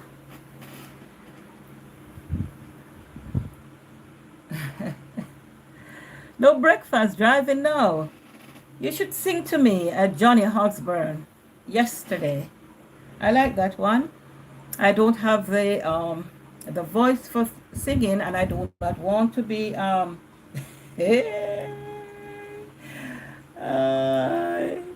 you don't eat breakfast? Okay. All right. What do you have? A mid morning something, a brunch? Do you have some hot beverage in the morning? Even water? I don't know. The health fanatics or persons who have studied much more than I have done, they suggest that we have something warm upon waking.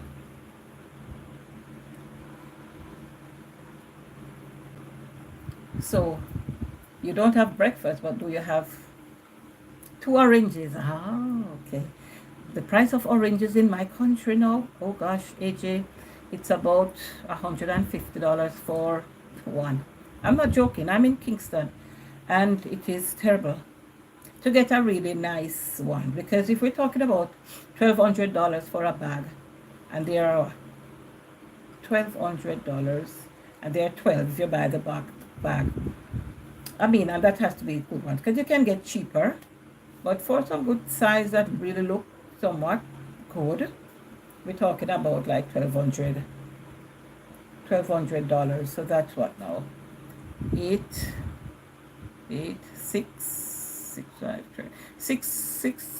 dollars something US. I used to pick my oranges. It's so different now. A lot has changed, times and seasons and all of that. But I used to be in the Lindsay Boardwalk area, even going through that, driving that side to go to St. Mary. Then there were, oranges hanging off from, I think it was whose oranges were those now? United Estate. The same ones who used to make juiceful juices. And you'll be able to pick some on your way. But no, nothing is like everything, every last one has to be accounted for.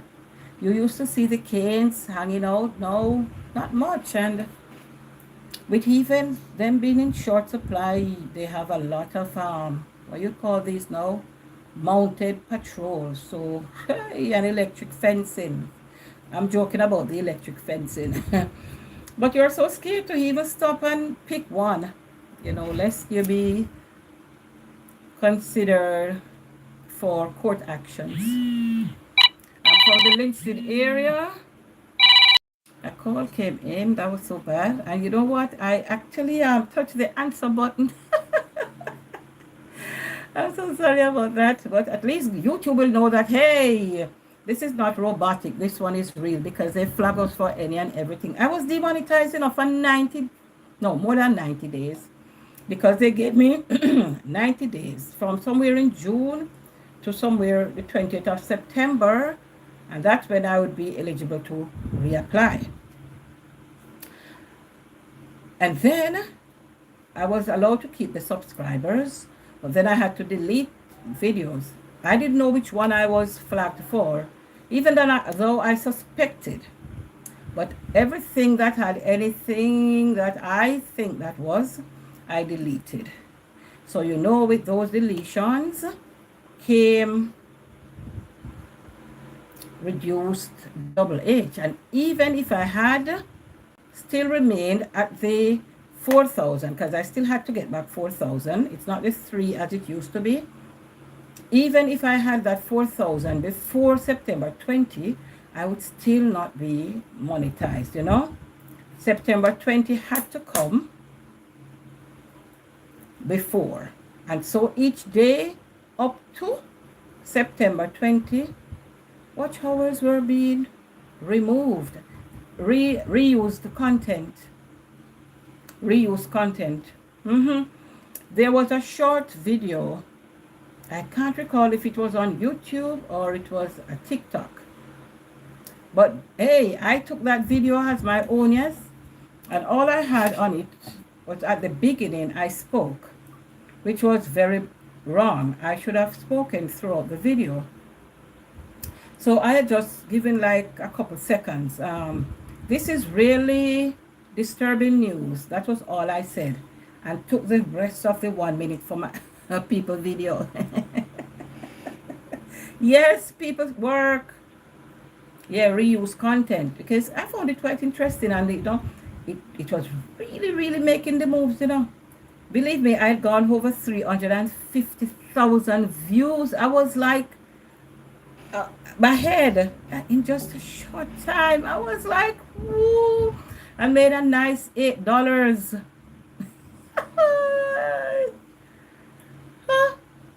It was too much, and I got over 1,000 subscribers from that one. But I was able to keep the subscribers, but over 3,000 watch hours just whoop for that one. And then I could have kept it until near the time, just knowing that those watch hours would have gone at the back end, but I just couldn't be bothered to do that. I could have, and I would have gained more subscribers. Okay, but I'm telling you, AG, it just went so. Reuse content. It went like, the Prime Minister of Jamaica has given himself a salary increase that is, like you say, on par with that of the UK Prime Minister Rishi Sunak, something like that. And oh boy, did it move. I don't know if it was the voiceover, and even the voiceover I took from the person's. I just took the video, I claimed it as my own, and that's reused content. Bordering being, plagiarism. The only thing that I would consider would make it so much of a plagiarism was because I did speak at the front. But maybe throughout even the 1 minute, I could have stopped and say, oh boy, or even show my face in, really? Can this be true? Listen this. I could have done that. But, experience teaches wisdom. Experience teaches wisdom. So now I can tell persons, and I can also tell persons, that a lot of talks about which gadget you can use and which you can't use to increase your H and all of those. No, I can, I used to tell persons while I was, on, even with self-care on her platform, there were persons who asked, and I would have told, but they told them my experience in terms of getting H, but to each his own. I visited self-care last night too. It was quite interesting. These days I have not been doing much because since I was demonetized, I didn't do much because I had to be working on building my own platform again. So it wasn't like I was interested in subscriptions really, which is really why many of us would go to the LSs to get subscription. So I had enough subscribers, so I didn't bother to push myself. Whatever times I had, I would be more concentrating on doing H. And I realized, that don't bother with persons telling you that, oh, I am going to run your playlist and I'm going to do that. If person's not giving you like many hours of playlists, then sometimes you wonder if they're really. I had one friend in Kenya, Paige Beton from Beacon News TV, Beacon News. And she really, I don't know how she still has gadgets, because she'll be running them so often, and then you could know that she is doing that. you could know, because I'm sorry about that, based on the WH, then you could see her work. You could really see her work. Yeah. So that was really, really good. I forget that I should what? Mute the, I don't know. How do we do it? We mute microphones. Will you be still able to hear me? I don't know. I will have to ask how this is done. Yeah. But it's really good. It's really good. An experience. I enjoyed the, having that arsenal now in my armory. But and I don't know that I would have earned much more, because YTP is so little bit. The couple, I'll be here with you, and I know maybe I get what, 5 cents for this whole 3 hours of sitting. But it's okay. After a while, people will know you or know me, and then by the time my video might pop up, they might say, okay, let me watch a 5 or a 10 minutes, or let me give her some time here. You have persons who do live stream so often throughout the day. Every little chance they get, they do a little video here and a little one there. Yeah. So that's okay. Instead of sitting to do really a sit down, they just do a live. So they get rid of the editing portion and all of that. Or people just do their stuff like me, and then do our premiere. So that is really wonderful. That is really wonderful. So I was reading this book. It's one of them, my favorite author, Warrior of the Light. This is a book that I have been reading. Parts of it. I like the author, Paulo Coelho. He's Brazilian, and that's wonderful. So it's coming near to my time to wrap up. We have another 2 minutes or so here. So I would have been here with us for about 4 hours, and that is quite good. Normally I do an hour and run off, or 2 hours.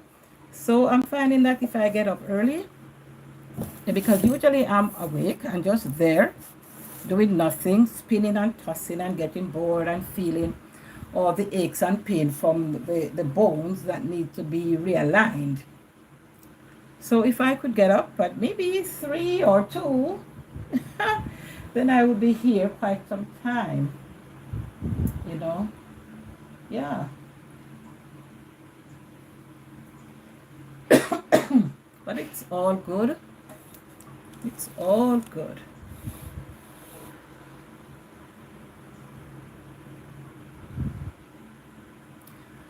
How is the weather like where you are, AJ? So now I'm thanking everyone who has given me of their time this morning. You could have been otherwise minded. I thank you for stopping by.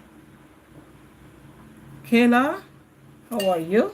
I'm glad that you are here. The guitar, you dropped in and dropped out, but I know that you are still giving me some time. Jimmy, you came on, and I am so respectful of your time.